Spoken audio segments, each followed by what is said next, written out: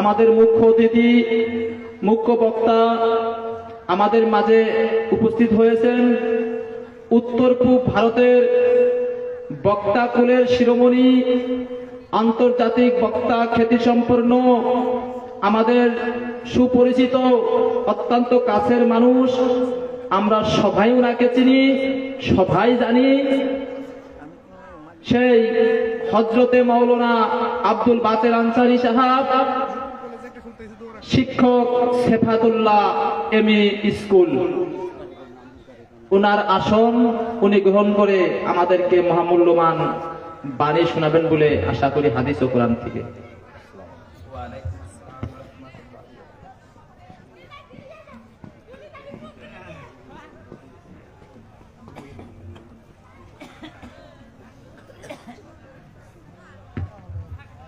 তো আমাদের মুখ্য বক্তাকে সম্বর্ধনা জানাবেন আমাদের সভার সভাপতি সাহেব মঞ্জুর আলী সাহেব। ওনাকে সম্বর্ধনা জানাবেন বলে আশা করছি।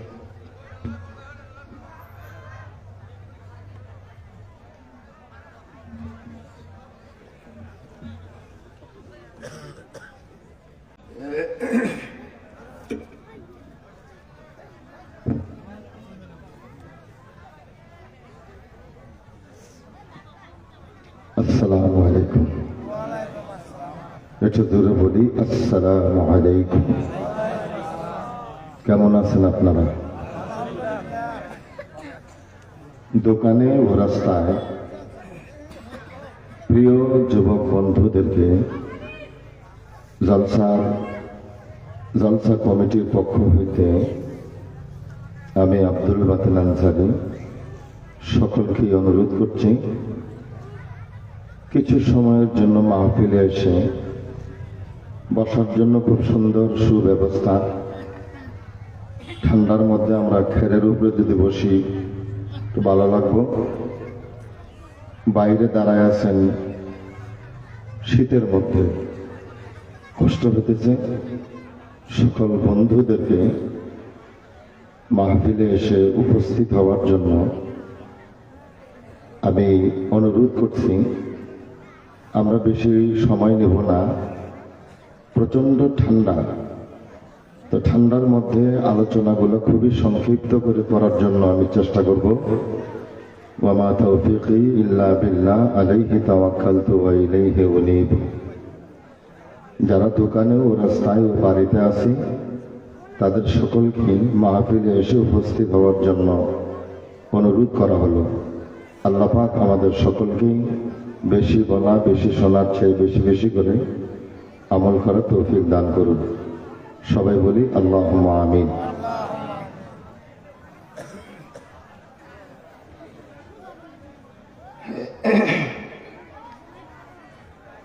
أعوذ بالله من الشيطان الرجيم.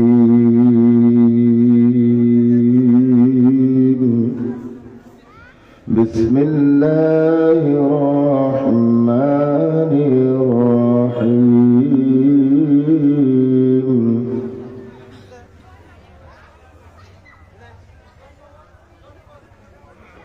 ما قدمت وأخرت يا أيها الإنسان، يا أيها الإنسان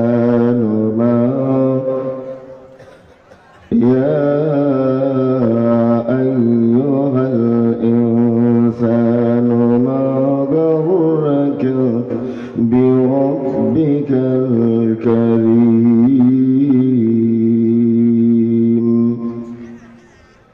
فقد قال الله تعالى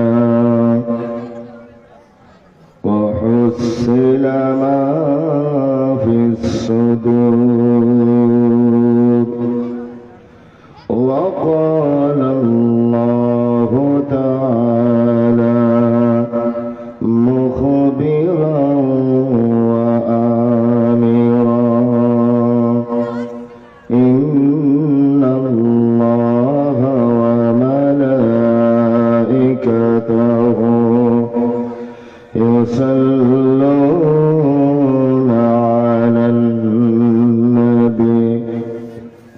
يا أيها الذين آمنوا صلوا عليه وسلموا تسليما اللهم صل على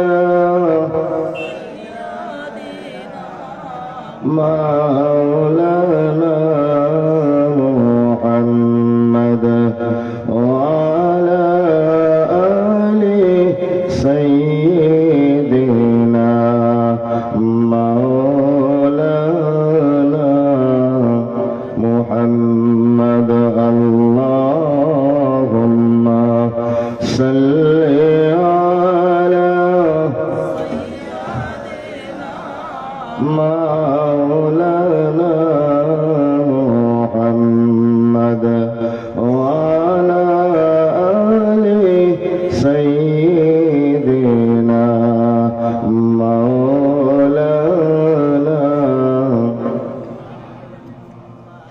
নূর নবীজির ও ভালোবাসায় জীবনের গুনাহ ঝরে যায়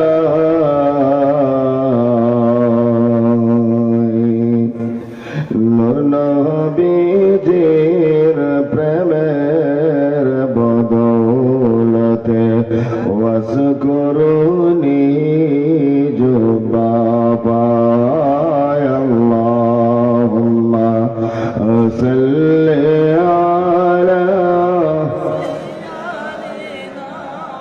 মাওলানা মুহাম্মদ ওয়া আলা আলি সাইয়্যিদিনা মাওলানা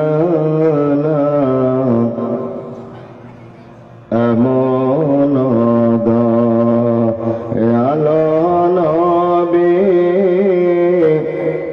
এ দুনিয়াতে আসিল উম্মতি উম্মতি বলে সর্বদায় কান্দিল আল্লাহুম্মা জুরা সাল্লি আলা সাইয়্যিদিনা মাওলানা মুহাম্মদ ওয়া আলা আলি সাইয়্যিদিনা মাওলানা صدق الله العظيم وصدق رسوله النبي الحبيب الكريم ونحن على ذلك من الشاهدين والشاكرين والذاكرين والحمد لله رب সবাই বলি والحمد لله رب العالمين আবারও দোকান ও রাস্তায় যারা আছেন তাদেরকে আবারও অনুরোধ রাখিয়ে আমি আমার আলোচনার দিকে চলছি ওয়া তাওফীকি ইল্লা বিল্লাহ আলাইহি তাওয়াক্কালতু ওয়া ইলাইহি উনীব সুবহানাকা লা ইলমা লানা ইল্লা মা আল্লামতানা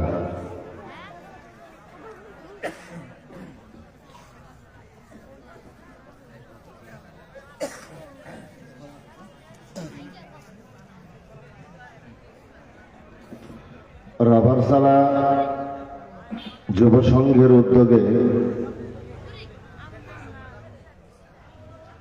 আয়োজিত মাহফিলের সভাপতির আসনকে যিনি অলঙ্কৃত করে বসে আছেন মুআজ্জাজ হযরত সভাপতি সাহেব দামাত বরকাতুহুম, আমন্ত্রিত মুআজ্জাজ হযরত ওয়াইজিনে কেরাম, বুজুর্গানে দ্বীন, হুফাজ কেরাম, হুজ্জাজ কেরাম, মুবাল্লিগিন ইজাম, মুরব্বিয়ান সমাজ, সম্মানিত সুধীমণ্ডলী, দিনদার ইমানদার মুসলমান ভাইরা, পর্দার আড়ালে বসে থাকা আমার শ্রদ্ধেয়া মা ও বোনেরা, ছোট্ট বন্ধু, ছোট্ট মনিরা, শিক্ষিত প্রিয় যুবক বন্ধুরা, কৃষক, শ্রমিক, মেহনতি জনতা, আল্লাহ সুবহানাহু ওয়া তাআলার দরবারে শুকরিয়াতান সবাই বলি আলহামদুলিল্লাহ। একটু আওয়াজ দিয়ে বলি আলহামদুলিল্লাহ। নবীজির উপরে লাখ কোটি দরুদ ও সালাম সবাই বলি সাল্লাল্লাহু আলাইহি ওয়াসাল্লাম।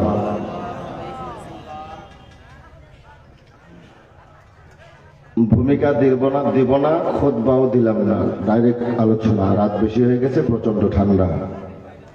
খুতবার মধ্যে 10 মিনিট সময় খরচ করলাম না, সংক্ষিপ্ত করে আলোচনাগুলো হবে। যদি আপনারা দোয়া করেন, আল্লাহর যদি দয়া হয়, তাহলে 2-1 কথা আলোচনা করা যেতে পারে।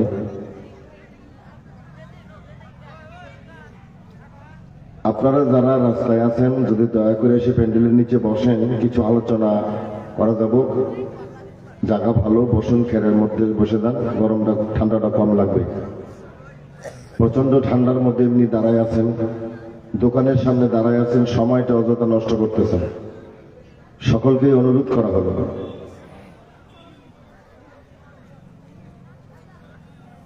বলি আলহামদুলিল্লাহ।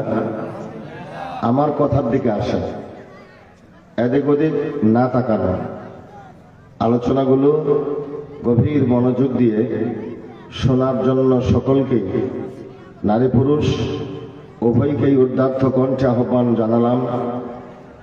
মা বোনদের প্যান্ডেলেও যেন কোনো ধরনের আওয়াজ, শব্দ না হয়, এটা অনুরোধ রাখিয়ে আলোচনা শুরু করছি।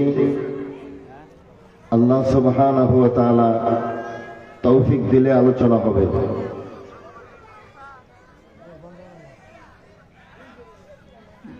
আলোচনাগুলো, মানুষের দিলের মধ্যে 2টা কান আছে। আয় তোমরা উঠাউঠি করো। মানুষের ওই গেদারা, তোমরা বসো। হ্যাঁ, ওখানেই বসো, বসো বাস। যেখানে খের বিছানো আছে, খেরের উপরে বসো, ভালো লাগবে। মানুষের দিলের মধ্যে 2টা কান আছে, আর বাহিরে 2টা কান আছে, আছে না? কথাগুলো একটু মনোযোগ দেন।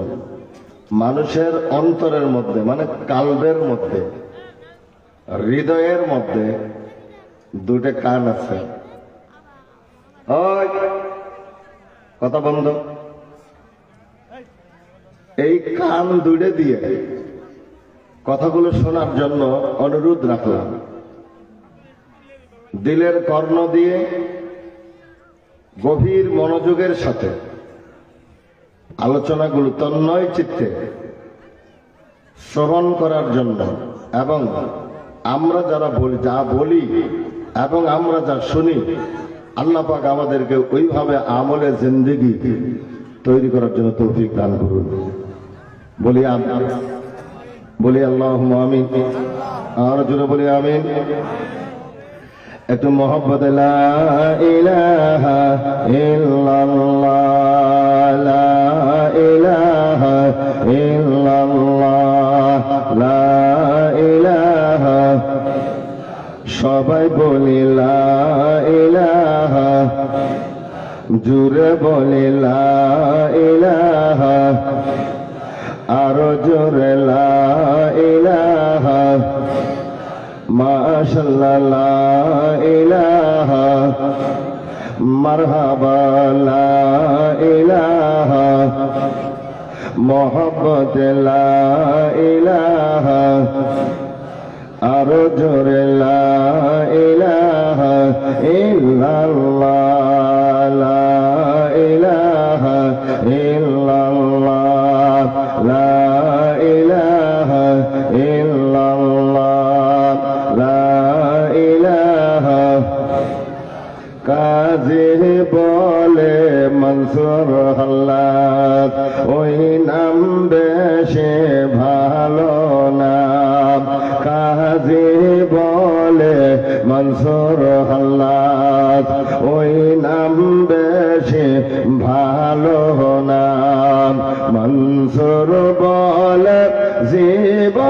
গেলে মনসুর বলে জীবন গেলে আনাল হক নাম সর্বনা লা ইলাহা ইল্লাল্লাহ লা ইলাহা ইল্লাল্লাহ লা ইলাহা সবাই বলে লা ইলাহা মুহাম্মাদুর রাসূলুল্লাহ সাল্লাল্লাহু আলাইহি ওয়াসাল্লাম। জিকির করলে খারাপ লাগে? আওয়াজ হলো না যে জিকিরের, ঠান্ডা লাগছে? আওয়াজ হলো না, জিকিরের আওয়াজটা একটু কম হলো। মানুষ ধরে না, আসলে মানুষ জিকির ধরে না। সবাই একটু মেলামেলি করে বসলে গরমও লাগবো, কি কয় এই ঠান্ডার মধ্যে একটু ভালো লাগবো। একটা জিনিস মনে রাখবেন, শুরুতে বলছি তিনটা জিনিস, একটু মনোযোগ দেন আমার কথার দিকে। তিনটে জায়গার মধ্যে ফাঁকা রাখা যায় না। কয় জায়গার কথা বলছি? তিন জায়গায়। জীবনে তিন জায়গায় ফাঁকা রাখা যায় না, এটা মনে রাখবেন। এক নাম্বার হলো নামাজের কাতারে। নামাজের কাতারে দুই মুসল্লি দাঁড়ায় গেছেন, দুই মুসল্লির মাঝখানে এতটুক ফাঁকা না রাখিয়ে, 4 আঙ্গুল ফাঁকা রাখিয়ে, 6 আঙ্গুল ফাঁকা রাখিয়ে নামাজে দাঁড়াইতে হয়। কেন? ফাঁকা রাখলে অসুবিধা কি? ফাঁকা রাখলে ওইখানে শয়তান বকরির সূরাত ধারণ করে, বকরির বাচ্চার সূরাত ধারণ করে ওই দুই মুসল্লির মাঝখানে পায়ের কাছে দাঁড়ায় যায়। ওইখানে গিয়ে দুই সাইডে মুসল্লিকে বলতে থাকে কাজা ও ওয়াকাজা।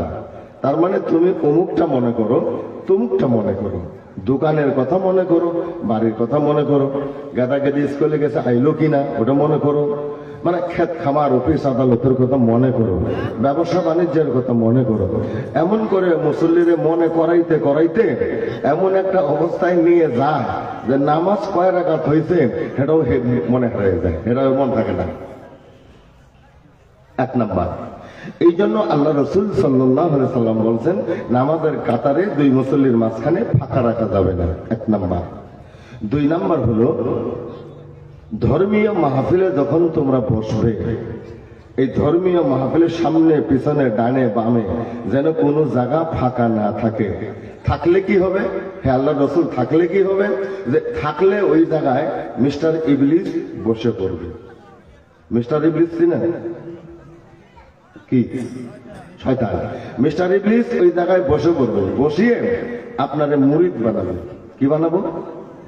মুরিদ বানাবে। আস্তে আস্তে আপনার ঘুমের ভান ধরিয়ে দিবে, অথবা বলবেন নো একটু বাইরে থেকে ঘুরে আসি, দুনিয়ার মানুষ বাইরে ঘোরাঘুরি করতেছে, নো একটু থেকে ঘুরে আসি।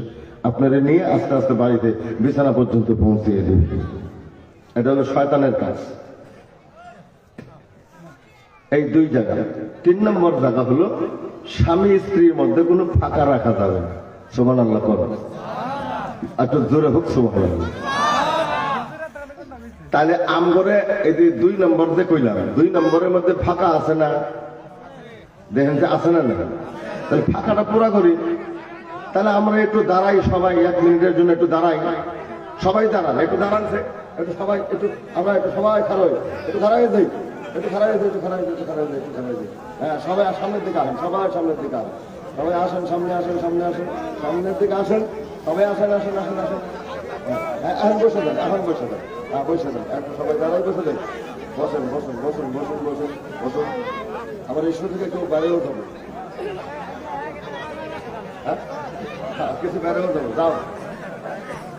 আল্লাহ হেদায়তের মালিক, হেদায়তের মালিক আল্লাহ। আপনারা 20 জন থাকেন, 20 জন নিয়েই ওয়াজ হবে ইনশাআল্লাহ, নাকি? 20 জন নিয়ে ওয়াজ হবে।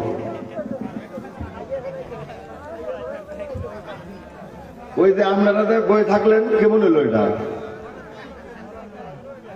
কেমন হলো? না ওই যে পিছনে বই থাকলো এনে কেমন এলো? হাই রে আল্লাহ।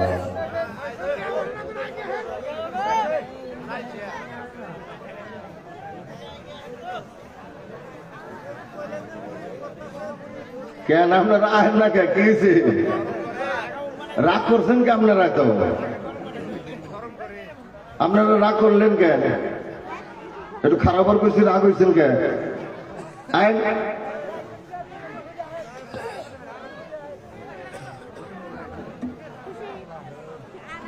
সব দোকানগুলো বন্ধ করে দেন, সব দোকান বন্ধ। খিচুড়ি কিন্তু প্যান্ডেলে দেওয়া হবে, বাইরে দেওয়া হবে না নাকি? খিচুড়ি প্যান্ডেলের ভিতরে দেওয়া হবে, বাইরে দেওয়া হবে না। বাইরে যারা আছেন সব প্যান্ডেলের ভিতরে আসেন।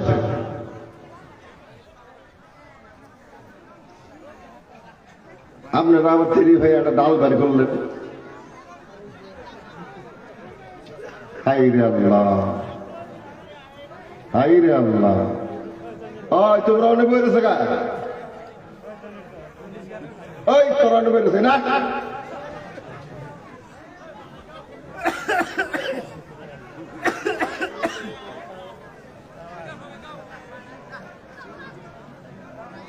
আচ্ছা,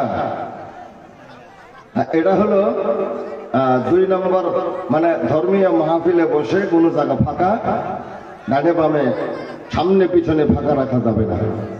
3 নম্বর হলো স্বামী স্ত্রীর মধ্যে ফাঁকা রাখা যাবে না। স্বামী স্ত্রীর মধ্যে ফাঁকা রাখা মানে স্বামী স্ত্রীর মহব্বতের মধ্যে যেন ফাটল না ধরে। এই কারণে বলা হয়েছে যে এখানে স্বামী স্ত্রীর মধ্যে যেন কোনো জায়গা ফাঁকা না থাকে, যে ওইখানে শয়তান ঢুকিয়ে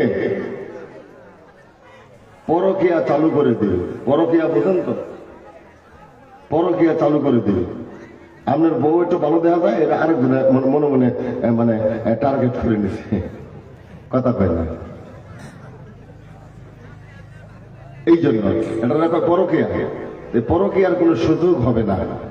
আসুন সামনে সবাই মিলে মিলে বসে কিছু আলোচনা করি। কারবেনটা হয় শহীদুল। আচ্ছা, আমার আলোচনার দিকে আসেন। এখন আলোচনাগুলো শুরু হবে। আমি বলতেছিলাম এখন 3টা জিনিস হয়ে গেল। 3টা জিনিস: 1 নম্বর নামাজের কাতারে, 2 নম্বর ধর্মীয় মাহফিলে, 3 নম্বর স্বামী স্ত্রীর মাঝখানে যেন কোনো ফাঁকা জায়গা না থাকে যখন বিছানায় শোবেন। আল্লাহু আকবার বলেন, জোরে বলুন আল্লাহু আকবার। আলোচনা দিচ্ছি, আলোচনাগুলো গভীর মনোযোগ দিবেন। আপনার যখন ঘর থেকে বেরিয়ে যান,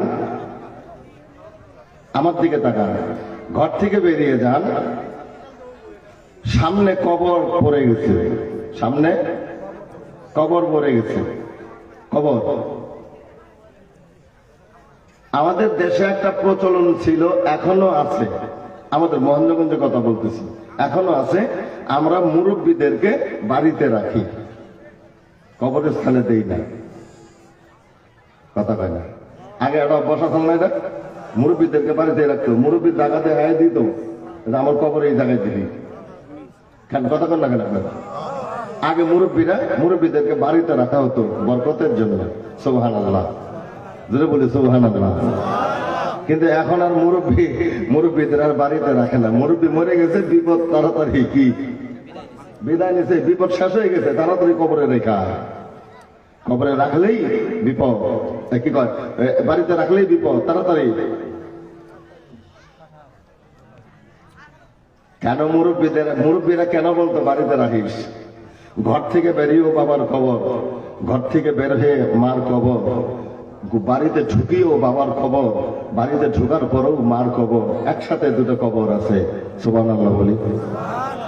কবর দেখলে কি বলতে হয়?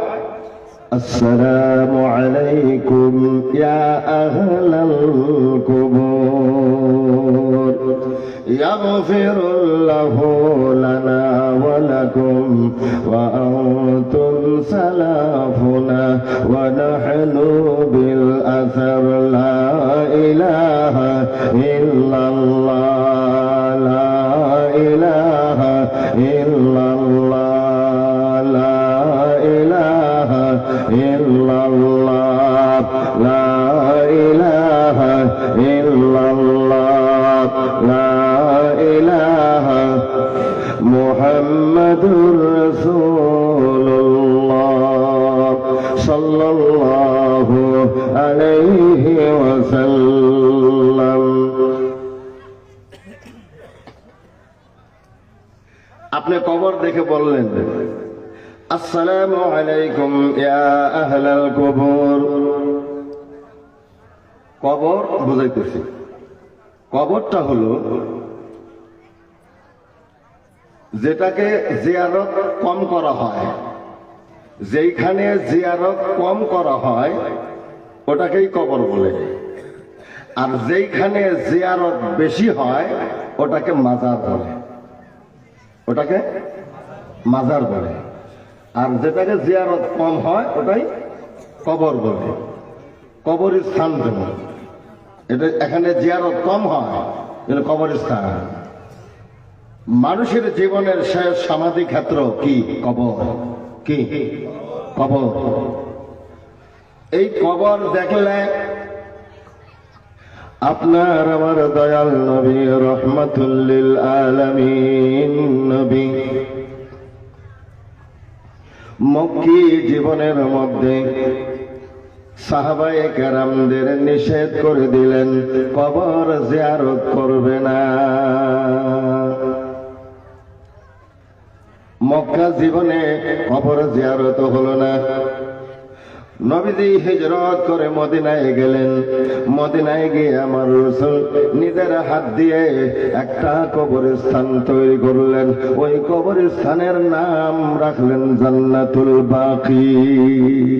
জোরে বলুন সুবহানাল্লাহ। আমার ভাইরা,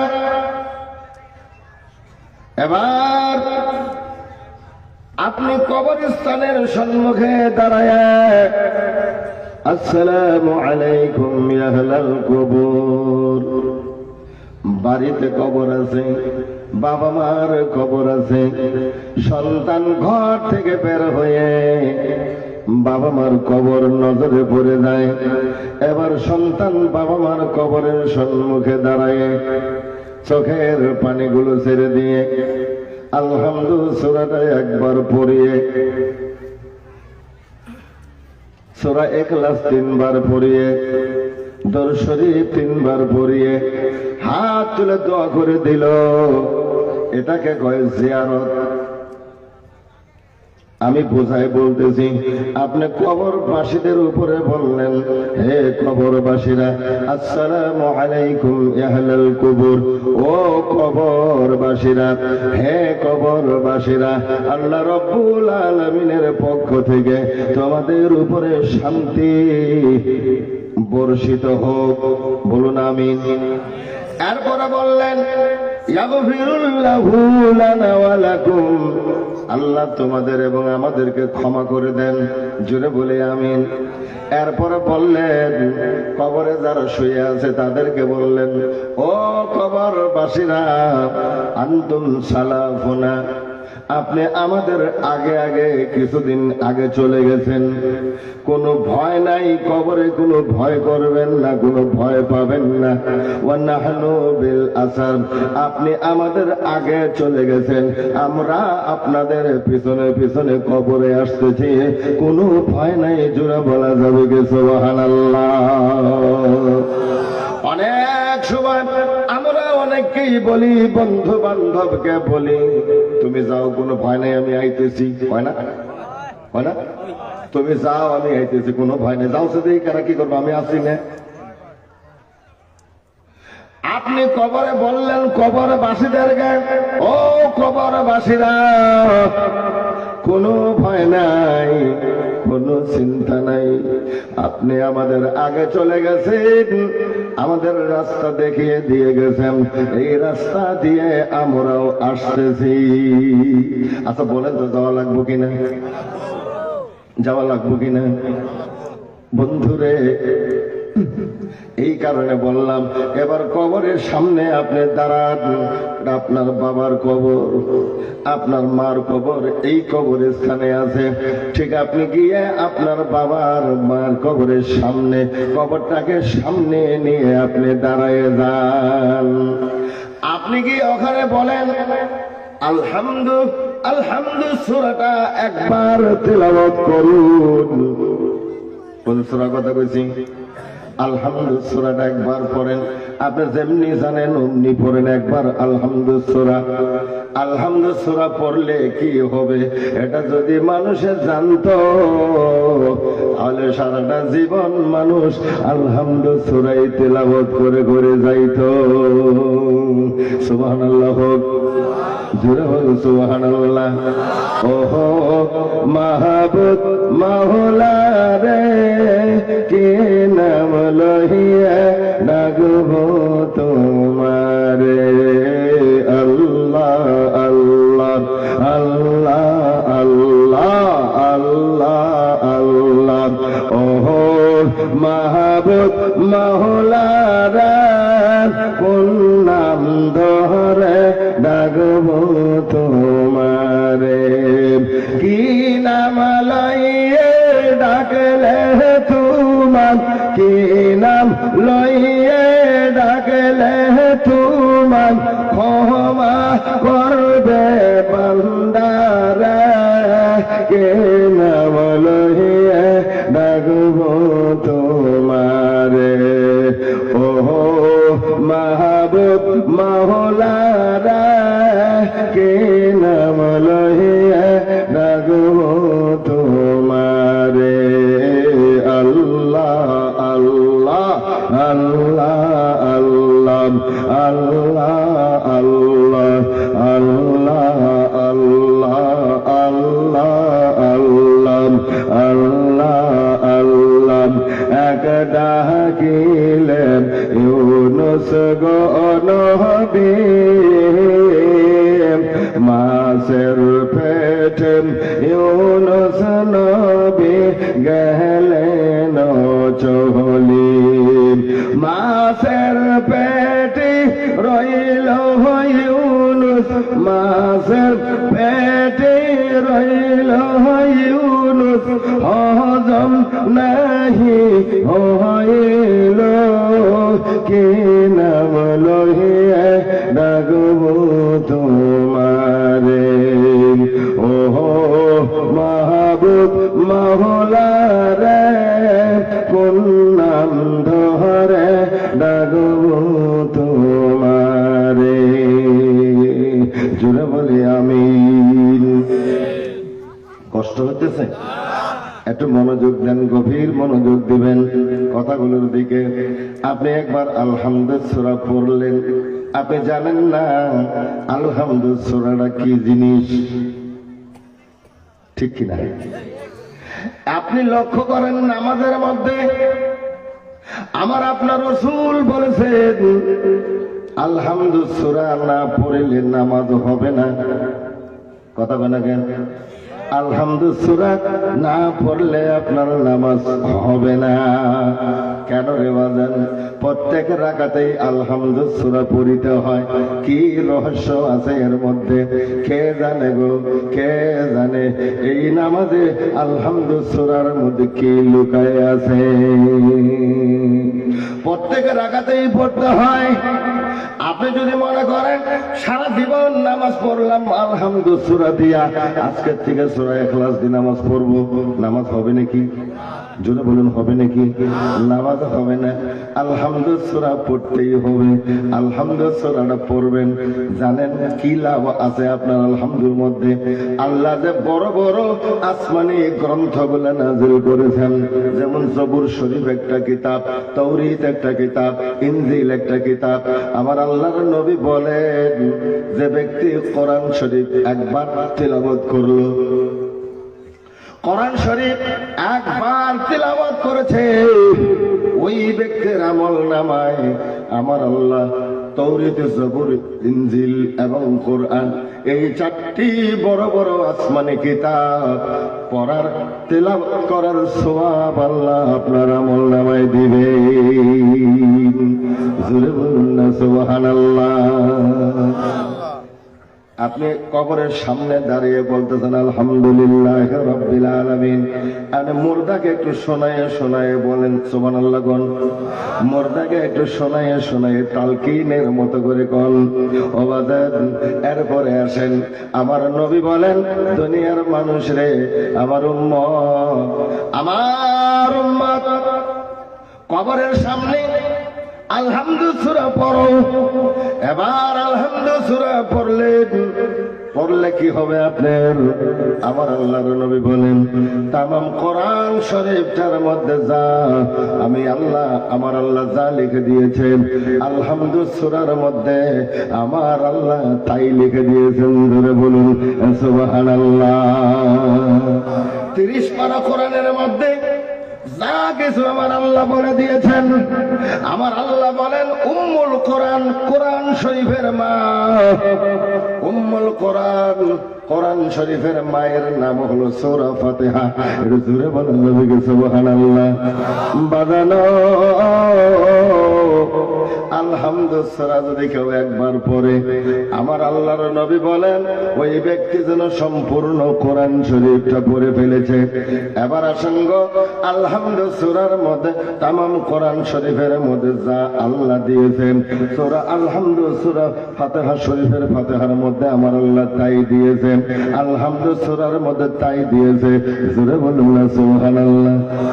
আলহামদু সূরার মধ্যে যা আছে, এবার নবী বলেন আলহামদু সূরার উপরে একটা হীরার টুকরা আছে, একটা 7 রাজার ধন আছে, একটা মানিকের দলা আছে। আলহামদু সূরার উপরে কোরআন শরীফ খোলার পরে ওই 7 রাজার ধনটা বেরিয়ে যান। আলহামদু সূরার উপরে বাজান একটা ঝিনুকের টুকরা আছে, ওই ঝিনুকের টুকরার নাম হলো বিসমিল্লাহির রহমানির রহিম। আমার ভাইরা, আমার নবী বলেন উম্মত কেউ যদি আলহামদু সূরার মধ্যে যা আছে আমি রাসূল বলে দিলাম উম্মত বিসমিল্লাহর মধ্যে তাই আছে। জোরে বলা যাবে কি সুবহানাল্লাহ? ওরে বাজান আমার নবী বলেন ডাক দিয়ে উম্মত বিসমিল্লাহর মধ্যে যা আছে এই বিসমিল্লাহর বা হরফের মধ্যে তাই আছে। জোরে হোক না সুবহানাল্লাহ।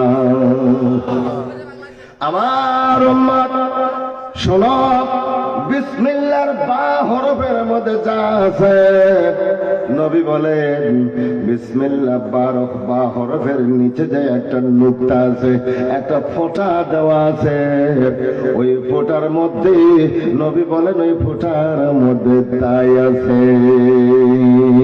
এটা জোরে বলা যাবে কি সুবহানাল্লাহ? আওয়াজ দিয়ে বলে সুবহানাল্লাহ। আপনি এবার সাহাবায়ে কেরাম জিজ্ঞেস করলেন ইয়া রাসূলুল্লাহ, এই বিসমিল্লাহর নিচে যে ফোঁটা আছে এই ফোঁটার মধ্যে যদি তাই আছে নবী গো তাহলে ফোঁটাটা কি? ফোঁটাটা কি ইয়া রাসূলুল্লাহ? এই ফোঁটার নাম কি?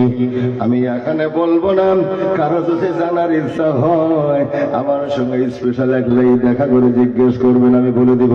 আমার বাজানো একটু গভীর মনোযোগ দেন না কথাটা।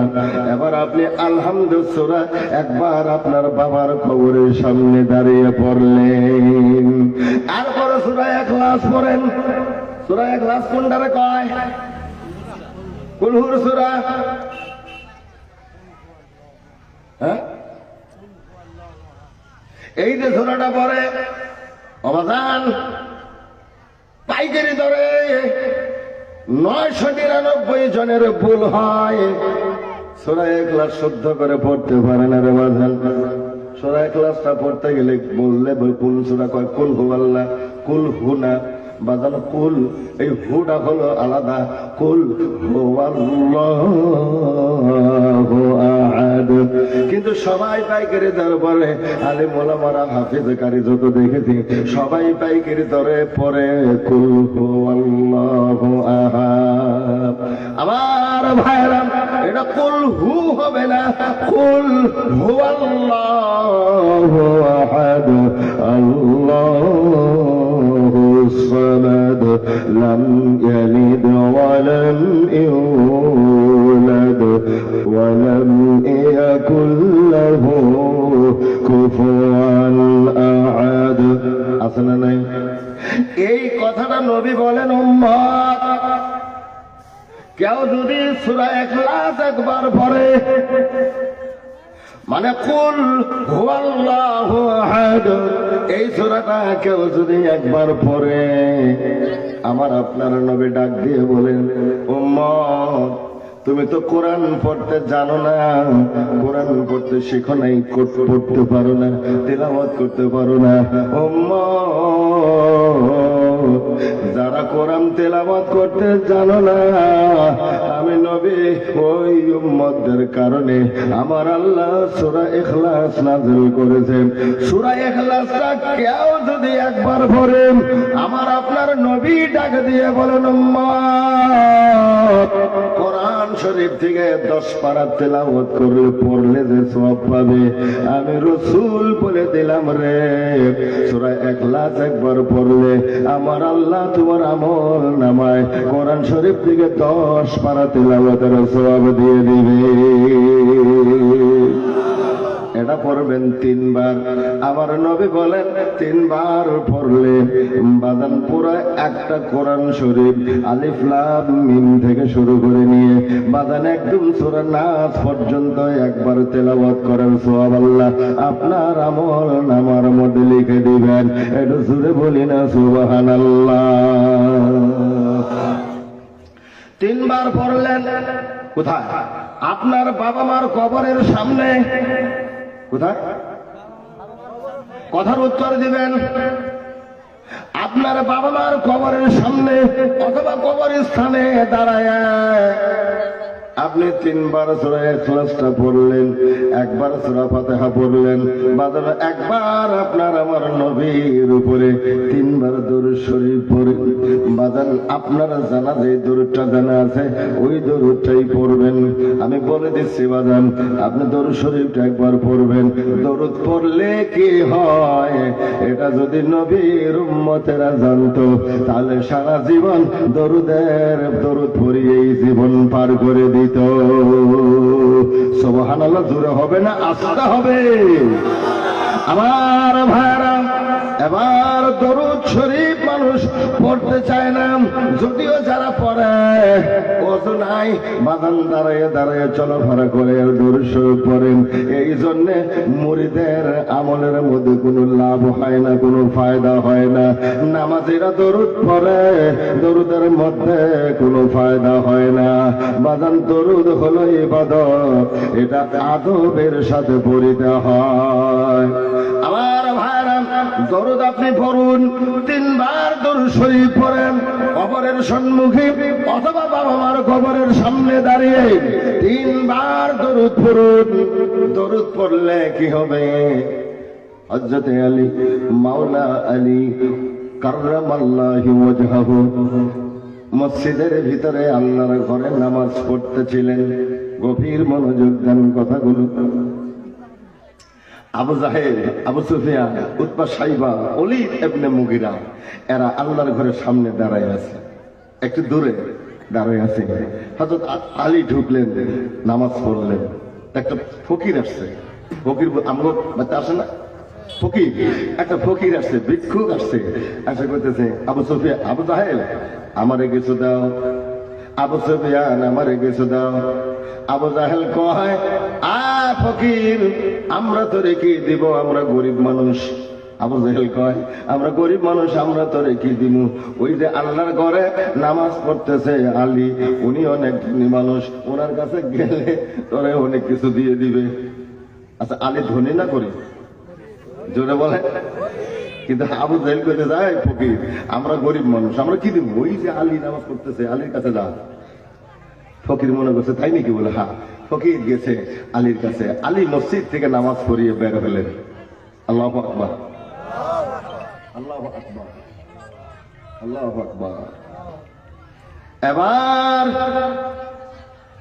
ফকির বলছে, ফকির দাঁড়িয়েছে আল্লাহর ঘরের সামনে, কাবা বাইতুল্লাহর সামনে ফকির দাঁড়ানো। মাওলা আলী কাররামাল্লাহু ওয়াজহাহু নামাজ শেষ করে বের হয়ে আসলেন।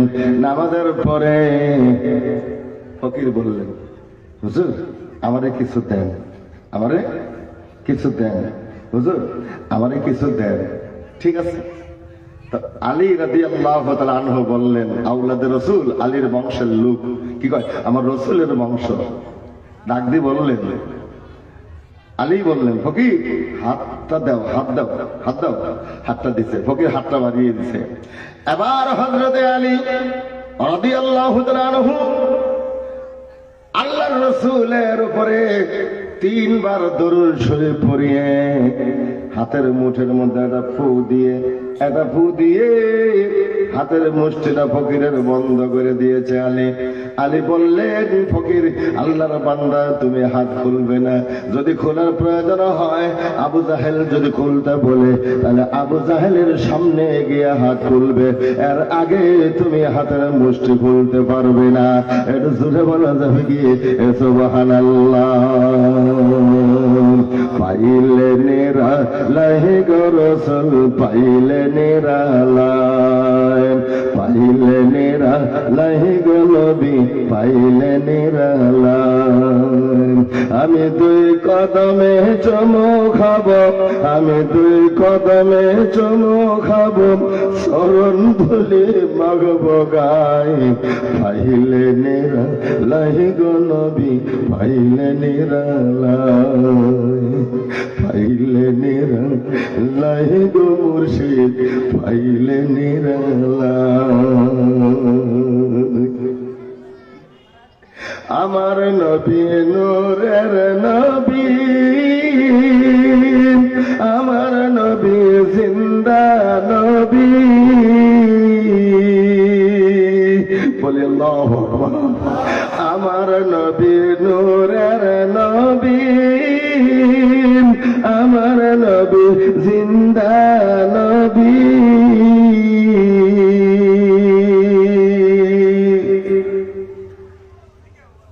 শাফায়াত করিয়া নবী, শাফায়াত করিবেন নবী হাসরের বেলায়, পাইলে নিরালায় গো রাসূল, পাইলে নিরালায়। আমি পাইলে নিরালায় গো নবী, পাইলে নিরালায়।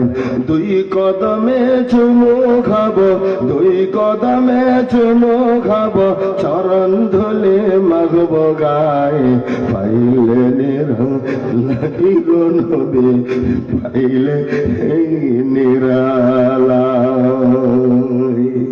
বলা যাবে কি আমিন? জোরে বলুন আমিন। আবার ভাইরা কথা মনে আছে? কোন জায়গায় রাখছি? আমার ভাইরা এবার ফকির চলে আসছে, এই জায়গায় ছাড়ছিলাম না। হাত বন্ধ করিনি, হাতের মুষ্টি বন্ধ করে মজবুত করে হাতটাকে ধরে নিয়ে ফকির চলে আসতেছে। ওইখানে আবু জাহেল, আবু সুফিয়ান, উতবা, সাইবা, ওলীদ ইবনে মুগীরার দাঁড়ায় আছে, আর মনে মনে তারা হাসতেছে, দেখি কি দিয়ে দিল আলী। আলীরে নিয়ে টিটকারি চলেছে, আবার আওলাদে রাসূল নিয়ে টিটকারি চলেছে রে বাজান। এবার আস্তে আস্তে ফকির আবু জাহেলের সামনে এসে গেছে। আবু জাহেল ডাক দিয়ে বলেন, আয় ফকির, আলী অনেক ধনী মানুষ, কি দিল আমাদের, আমার একটু দেখাও, আমাদের একটু দেখাও। বলে দেখবে নাকি, দেখবে নাকি? একটু দরুদ আল্লাহুম্মা সাল্লি আলা মাওলানা মুহাম্মদ ওয়া আলা আলি সাইয়্যিদিনা মাওলানা। একটু গভীর মনোযোগ দেন। এবার এবার এবার ফকির বলতেছে, দেখবেন নাকি? বলে হ্যাঁ দেখাও। কি দিল, কি দিছে? কয় হাতটা তো ভারী ভারী মনে হচ্ছে। সুবহানাল্লাহ বলে। আচ্ছা হাতটা এমনিতে পাওয়া যাবো না, হাতের ভিতরে কিছু থাকলে বোঝা যাবো কিনা। এবার ফকির বলতেছে কি দিল? আবু জাহেল বলে কি দিল একটু দেখাও, হাত তোমার হাত কিছু আছে বলে মনে হয়। এবার হযরতে আলী ফকির ডাক দিয়ে বলছে আমার হাতের মুষ্টির ভিতরে কি যেন একটা আছে, আমার কাছে ভারী ভারী মনে হয়। হাত খুলো, হাত ফকির খুলে দিয়েছে। হযরতে আলী বলে দিলেন যদি খুলতে বলে ওইখানে খুলিও। হাতটা খুলে দিয়েছে। খোলার পরে আবু জাহেল, আবু সুফিয়ান, উতবা, সাইবা, ওলীদ ইবনে মুগিরা এবং ফকির নিজেও দেখতে পাইল একটা হীরার টুকরা ওই ফকিরের হাত দেখা দিয়েছে। জোরে বলা যাবে কে সুবহানাল্লাহ, জোরে বলা যাবে কে সুবহানাল্লাহ। আমার রাসূলুল্লাহর নামে দরুদ পড়িয়ে আলী ফু দিয়ে দিয়েছেন। 3 বার দরুদ শরীফ পড়িয়ে আলী মাওলা আলী ফুক দিয়ে দিলেন। বাজানো ফকিরের হাতে সে হীরার টুকরায় পরিণত হয়ে গেছে। বাজান 7 রাজার ধনে পরিণত হয়ে গেছে। এটা জোরে বলা যাবে কি সুবহানাল্লাহ। আমার নবীর উপরে দরুদ পড়িয়ে আপনিও দরুদের আমল করলে আপনি ফু দিলেও হীরার টুকরায় পরিণত হয়ে যাবে। ও বাজান দরুদের আমল জীবনে তো জীবনে দরুদের আমল করতে হবে। আপনার আমার নবী বলেন এবার আপনি কবরের সম্মুখে দাঁড়ায় 3 বার দরুদ পাঠ করলেন। এবার আপনি হাত তুলে মোনাজাত দিলেন। বাবা মার কবরের সামনে দাঁড়ায় হাত তুলে মোনাজাত দিচ্ছেন। আপনি জানেন না আপনার হাতের ক্ষমতা কত, আপনার হাতের পাওয়ার কত, আপনার হাতের দাম কত আমার আল্লাহর কাছে। আপনার হাতের দাম এত এত এত দাম। কত দাম? আমি আব্দুল বাতেন আনসারী বলি নাম। আমার দয়াল নবী মুহাম্মদ রাসূলুল্লাহ সাল্লাল্লাহু আলাইহি ওয়াসাল্লাম বলেছেন কোন সন্তান যদি বাবা মার কবরের সম্মুখে দাঁড়িয়ে হাত তুলে যদি মোনাজাত করেন ওই সন্তানের হাত আর আমার আল্লাহর আরশ এর মাঝখানে কোনো পর্দা থাকে না। এটা ডাইরেক্ট আল্লাহর দরবারে কবুল হয়ে যায়। জোরে বলুন না সুবহানাল্লাহ। সুবহানাল্লাহর আওয়াজ এত ঠান্ডা, আওয়াজ দিয়ে চিল্লায় বলুন না সুবহানাল্লাহ। আরো জোরে হোক সুবহানাল্লাহ। কবে কার আশায় বসে আছেন? কে আপনাদের আশা দিয়ে বসায় রাখছে? কার আশায় বসে আছেন? কে আপনাকে ধোঁকা দিয়েছে? কে আপনাকে ধোঁকা দিয়েছে? কার ধোঁকায় আপনি পড়ে গেছেন? এই জন্য বলছি কে ধোঁকা দিল আপনাকে? ইয়া আইয়ুহাল ইনসান মা গাররাকা বিরাব্বিকাল কারীম। আল্লাহ বলেন ও মানুষ কে তোমাকে ধোঁকা দিয়েছে? কে তোমাকে ধোঁকা দিয়েছে? কার ধোঁকায় পড়ে তুমি আমি আল্লাহর দরবার থেকে তুমি দূরে সরে গেছো? ফিরে আসো, আমি আল্লাহ আছি। জোরে বলুন আমি। আরো জোরে বলুন আমি। তাহলে আল্লাহর দরবারে আপনি যে হাত তুলে মোনাজাত করলেন ও বাজান আপনার হাতের তো পাওয়া। আপনি সন্তান হাত তুলে দোয়া করলেন, আল্লাহ দোয়া ফিরিয়ে দেন না, সাথে সাথে দোয়া কবুল করে দেয়। তাহলে হাতের পাওয়ার আছে না আপনার? কিন্তু আমি আব্দুল বাতেন আনসারীর হাতের অতটুকুন পাওয়ার নাই। আপনার বাবা মার কবরের সামনে দাঁড়িয়ে আমি হাত তুলে দোয়া করলেন, আমার দোয়াতে কবুল হবে এমন কোন গ্যারান্টি কোরআনেও নাই, হাদিসেও নাই। কিন্তু হাদিস কোরআনের গ্যারান্টি কোন সন্তান যদি মা বাবার কবরের সম্মুখে দাঁড়ায় হাত তুলে দোয়া করে আমার নবী বলেন সঙ্গে সঙ্গে দোয়া কবুল হয়ে যায়। আপনি আরবি না জানেন, আরবি জানার শর্ত না। আপনি বাংলায় দোয়া করেন না, আমি করে রাবার তোলার ভাষা দিয়েই দোয়া করেন। আল্লাহ আঞ্চলিক ভাষা বোঝে না নাই? কথা কয় না, বোঝে না নাই? সব ভাষাই আমার আল্লাহ বোঝে, বুঝে না? তাহলে আপনি আপনার আঞ্চলিক ভাষা দিয়ে দোয়া করেন, আল্লাহ এই কবরে আমার মা বাপ আছে, এই কবরে আমার মা বাপ আছে, আল্লাহ তুমি মাফ করো, তুমি মাফ করো। আমি সন্তান হয়ে দোয়া করছে, আমার মা বাবাকে মাফ করো, আমার মা বাবার কবরটাকে তুমি শান্তি এবং নিরাপত্তার জায়গা বানিয়ে দাও। রসুল বলছেন সাথে সাথে দোয়া কবুল হয়ে যাবে। সুবহানাল্লাহ বলেন, জোরে হোক সুবহানাল্লাহ। এই কারণে দোয়া দোয়া দোয়া করবে, দোয়া করবে, কবুল করা না করা আল্লাহ পাকের ইচ্ছা। দোয়া কবুল করবেন কিয়ামতের ময়দানে। আর দুনিয়াতে যে দোয়াগুলো কবুল হয় ওই দোয়াগুলো দুনিয়াতে বদলা দেওয়া হয়, আর যে দোয়াগুলো কবুল হয় না ওর বদলাগুলো কিয়ামতের দিন আল্লাহ দেবে। আল্লাহ জমা করে রাখেন। আপনি দেখলে আপনাকে যখন একটা বিরাট কিছু একটা দিয়ে দেওয়া হবে, যে আপনি যতবার দোয়া করেছেন বিরাট কিছু সবগুলো আল্লাহর কাছে জমা হয়ে গেছে, আল্লাহ জমা করে রাখছে।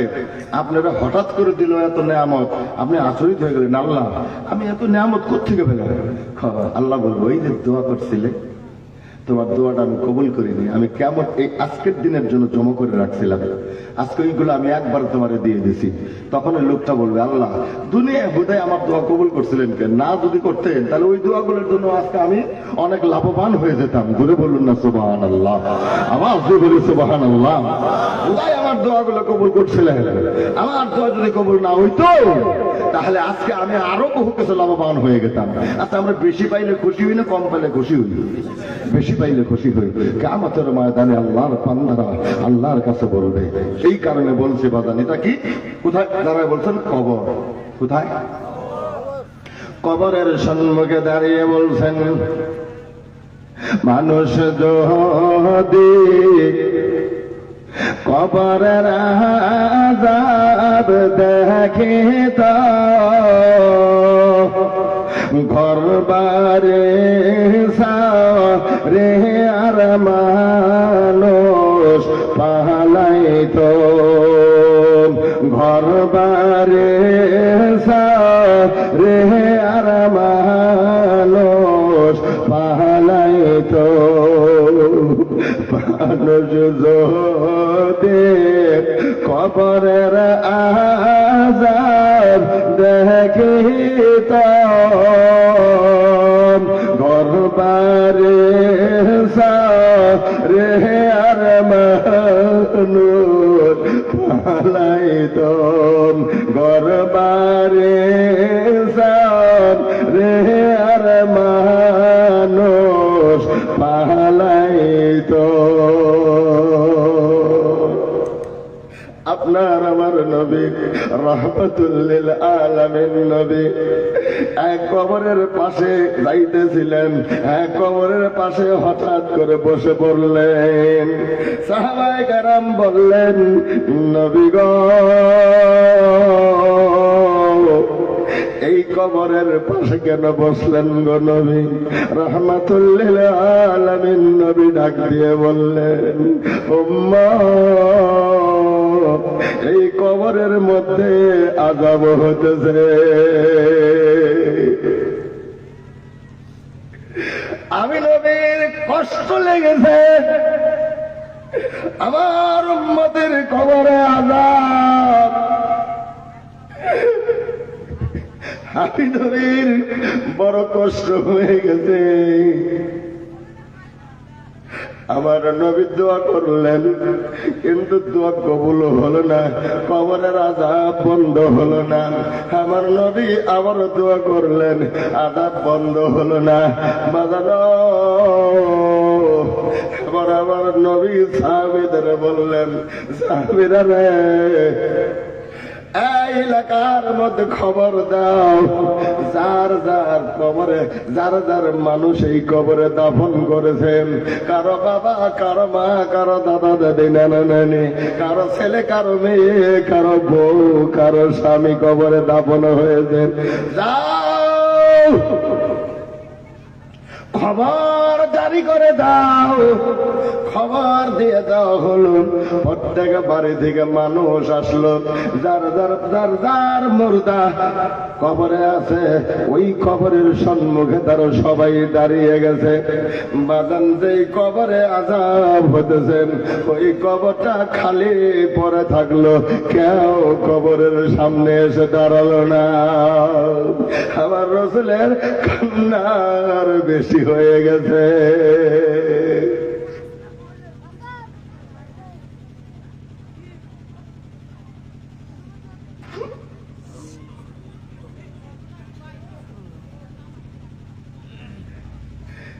সাহাবীদেরকে বলতেছেন, তোমরা কি বলো নাই? ইয়া রাসূলুল্লাহ, বলছি। এই কবরে কেউ নাই? হুজুর, আমরা তো খবর পৌঁছে দিয়েছি। অনেকক্ষণ পরে একজন বৃদ্ধা মা, কি বলছি, একজন বৃদ্ধা মা লাঠির উপরে ভর করে আস্তে আস্তে আস্তে আস্তে এসে ওই কবরের সম্মুখে দাঁড়িয়ে গেলেন। দাঁড়িয়ে বললেন, নবী গো, ইয়া রাসূলুল্লাহ, আপনি আমাকে ডাকছেন? রাসূল বললেন, জি, আমি আপনাকে ডাকছি। কেন গো নবী? এটা কার কবর? এবার মা চোখের পানিগুলো ছেড়ে দিয়ে বলছে, নবী গো, এটা আমার সন্তানের কবর।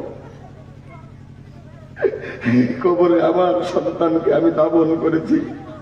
এই কবরে আমার সন্তান আছে গো নবী। রাসূলুল্লাহ বললেন, মা, আপনার সন্তানের কবরে আযাব হচ্ছে, আপনি ক্ষমা করে দিলে আযাব বন্ধ হয়ে যাবে, আপনি মাফ করে দেন। বুড়িমা বলছে, নবী গো, আমি মাফ করব না, যত আযাব হয় হোক। মা বলছে, আমি মাফ করব না, যত আযাব হয় হোক। আবার রাসূল টের পাইলেন নিশ্চয়ই কোন রহস্য এখানে লুকায়িত আছে। রাসূল জিজ্ঞেস করলেন, মা, কোন মা একদম সত্য করে বলতে পারে না সন্তানের কবরে আযাব আপনি মাফ করবেন না কেন? কয়, নবী গো, আমি ওকে মাফ করতে পারবো না। কেন মা, কি হয়েছে? বুড়িমা চোখের পানিগুলো ছেড়ে দিয়ে আল্লাহ রাসূলের পবিত্র দরবারে দাঁড়িয়ে দাঁড়িয়ে বলতেছেন, নবী গো, একে এই কবরে যে সন্তান, একে আমার গর্ভে রাখি, ওর বাবা মারা গেছে, আমি অনেক কষ্ট করে শরীরের রক্তগুলা পানি করে আমি একে মানুষ করেছি।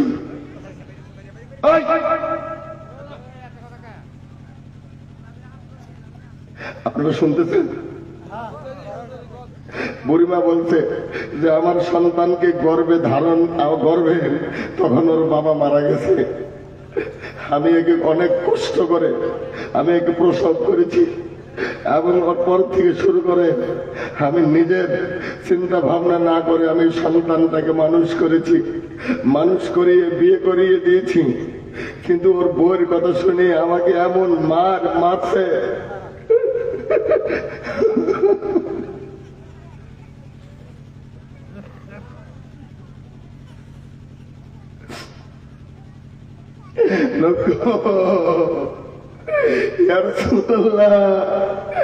ও আমার এমন মাঠে আমাকে মারতে মারতে আমাকে বেহুশ করে ফেলে দিল।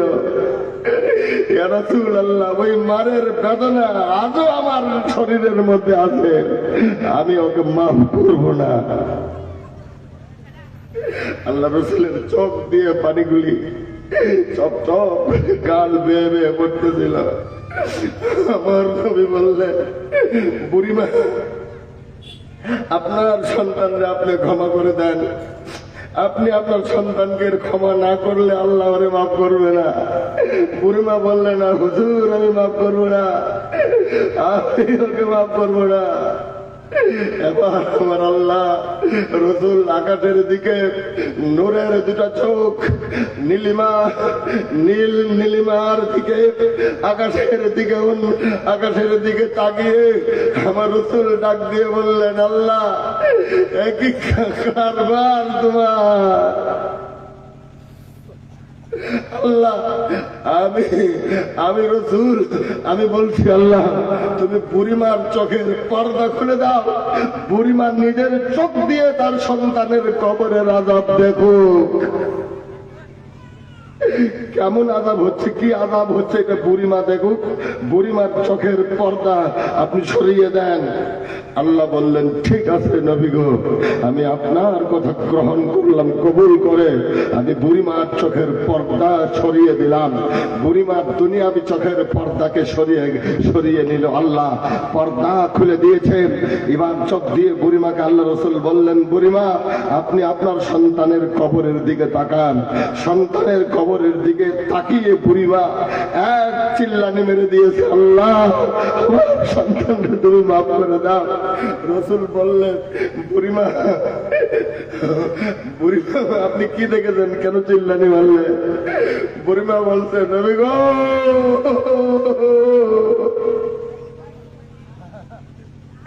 আমি দেখতেছি হাতের আঙ্গুলের মাথায় থেকে শুরু করে চামড়া গুলো ফেরেশতারা টাইনে টাইনে খুলতেছে। মাথার থেকে শুরু করে চামড়া গুলা টাইনে টাইনে পা পর্যন্ত টাইনে টাইনে খুলতেছে। আমার সন্তানটা কাটা কবুতরের মতো চিল্লাইতেছে, ছটফট করতেছে। নবী গো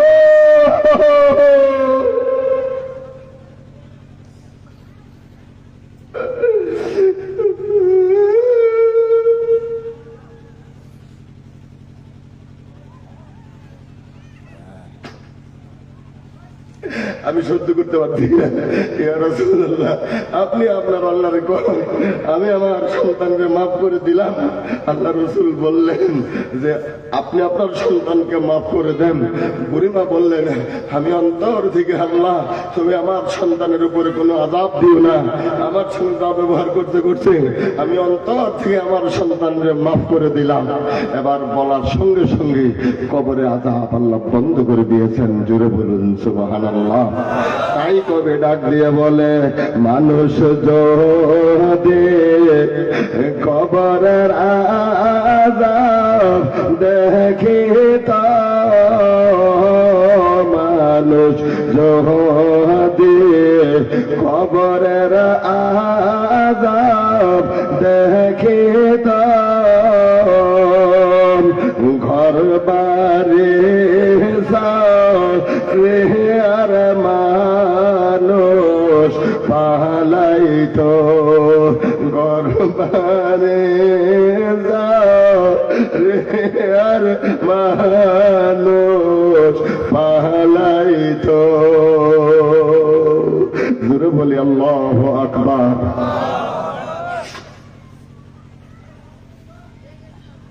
এর নাম কবর।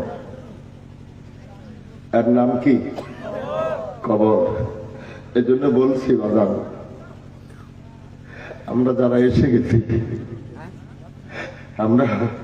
আমরা নিজেদের জীবনটাকে একটু পরিবর্তন করি। কখন যে ডাক আসবে কার কেউ জানে না। এ জীবনে বহু দেখলাম ভাই, বাবার কাঁধে সন্তানের লাশ দেখেছি। আপনারা দেখেন নাই? বাবা সন্তানকে কাঁধে করে নিয়ে কবরস্থানের জানাজার দিকে যাচ্ছে। বাবা জানাজা দেওয়ার জন্য সম্মুখে দাঁড়াইতে আল্লাহু আকবার বলতে পারে না।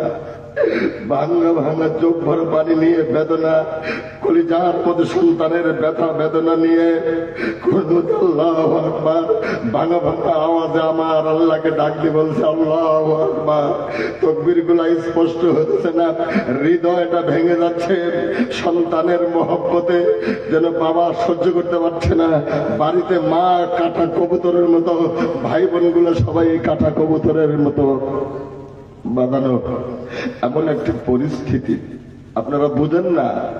গত বছর এই জলসা সভাপতিত্ব করলেন মাস্টার আব্দুর রাজ্জাক সাহেব, কিন্তু এই বছর আছে কি? জোরে বলেন।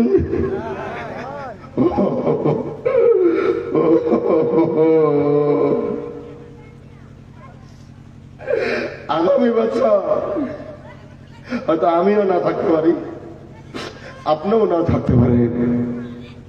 পৃথিবী এমনই চলবে, কিন্তু আপনার আমার কোনো গ্যারান্টি নাই। আচ্ছা জোরে বলেন।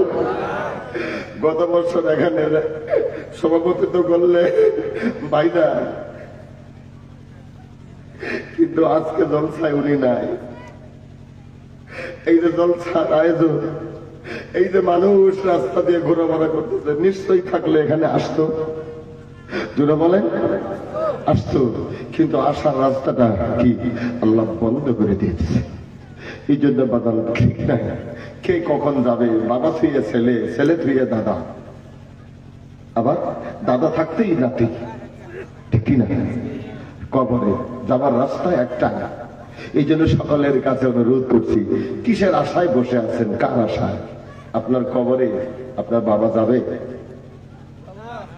কথা বলে আপনাকে কবরে এখানে যত মানুষ দেখেন, বাবা দেখেন, মা দেখেন, ভাই দেখেন, বোন দেখেন, দাদা দাদি, নানা নানি, বন্ধু বান্ধব, সন্তান, বিবি বাল বাচ্চা যতগুলো আছে বাজান, এরা সবাই আপনার কবর পর্যন্ত চলে যাবে। আপনাকে দাফন করার পরে বাজান সবাই মাটি দিয়ে দোয়া করে বাড়িতে চলে আসবে।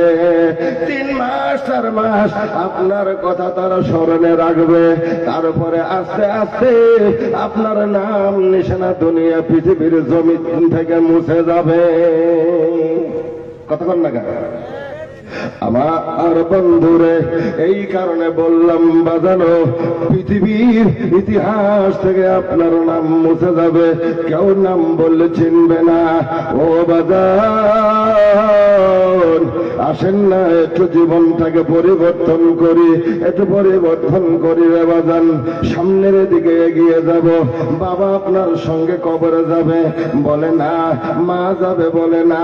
মা সন্তানকে কত কষ্ট করে 10 মাস পেটে রাখা বাজানো, ওই মা আপনার কবরের সাথী হবে না, বাবাও আপনার কবরের সাথী হবে না, ভাইও আপনার কবরের সাথী হবে না।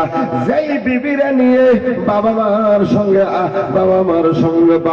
সঙ্গ ছেড়ে দিয়ে আলাদা হয়ে সন্তান নিয়ে বিবি নিয়ে খানা খান, আলাদা বাড়ি ঘুমান, ও বাজানো ওই বিবিও আপনার সাথে কবরে যাবে না।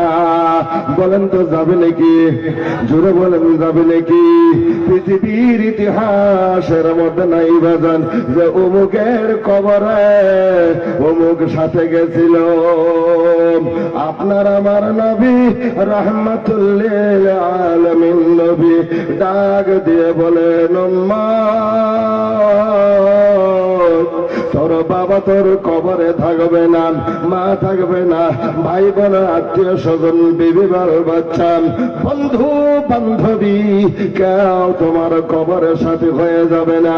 ওরে উম্মত, রাভার চালার মাটিতে যখন তোমাকে, রাভার চালা কবরস্থানের মধ্যে যখন তোমাকে দাফন করা হবে রে উম্মত, আমি রাসূল মদিনায় থেকে তোমার কবরে গিয়ে হাজির হয়ে যাব। এটা আওয়াজ দিয়া নারে তাকবীর।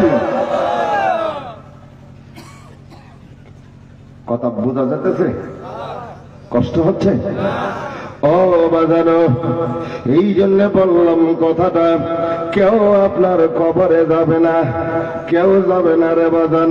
যাদের কারণে শরীরের রক্তগুলো পানি করে দিয়ে আজ পুরা নাম হয়ে গেছে, বুড়ি নাম হয়ে গেছে, তারা কেউ আপনার কবরে যাবে না। বরঞ্চ এমন হয়ে যাবে রে বাজান, আপনি বাবা মারা গেলে 6 মাস আপনার কথা মনে রাখবে। ও মা, আপনি মা মারা গেলে 4 মাস 6 মাস 1 বছর মনে রাখবেন। বছরে বছর চলে যাবে, বাবা আমার কথা মনে হবে না। বাবা মার সঙ্গে সাক্ষাৎ করার জন্য কোন সন্তান কবর স্থান পর্যন্ত যাবে না। আমার আপনার নবী রাহমাতুল্লিল আলামিন নবী পৃথিবীর জমিন থেকে বিদায় হয়ে গেলেন, জাহেরি ভাবে পরদা করলেন। ও বাজানা, 6 মাস পার হয়ে গেল। হযরতে বিলালকে 6 মাস পার হওয়ার পরে আপনার আমার নবী হযরতে বিলাল রাদিয়াল্লাহু তাআলা আনহুর ঘরে গেলেন। রাত্রে নবীদের রওজায় থেকে বের হয়ে দামেস্ক শহরে আশিকে রাসূল বিলাল বেলালের ঘরে গিয়ে উঠলেন, ডাক দিলেন, বেলাল, কি জুলুম করছো তুমি আমার উপরে রে বিলাল? আর 6 মাস পার হয়ে গেল রে বিলাল, একটা দিনও তুমি তোমার নবীর জিয়ারতে একদিনের জন্য আসলে না। তোরা শুনবি যদি আহায় গো মুসলিম, চলরা মদিনা। তোরা দেখবি যদি আহায় গো মুসলিম, চলরা মদিনা। কেমন ছিল হযরত বিলাল, আমার নবী মুস্তাফায় তোরা শুনবি যদি আহায় গো মুসলিম, চলরা মদিনায়।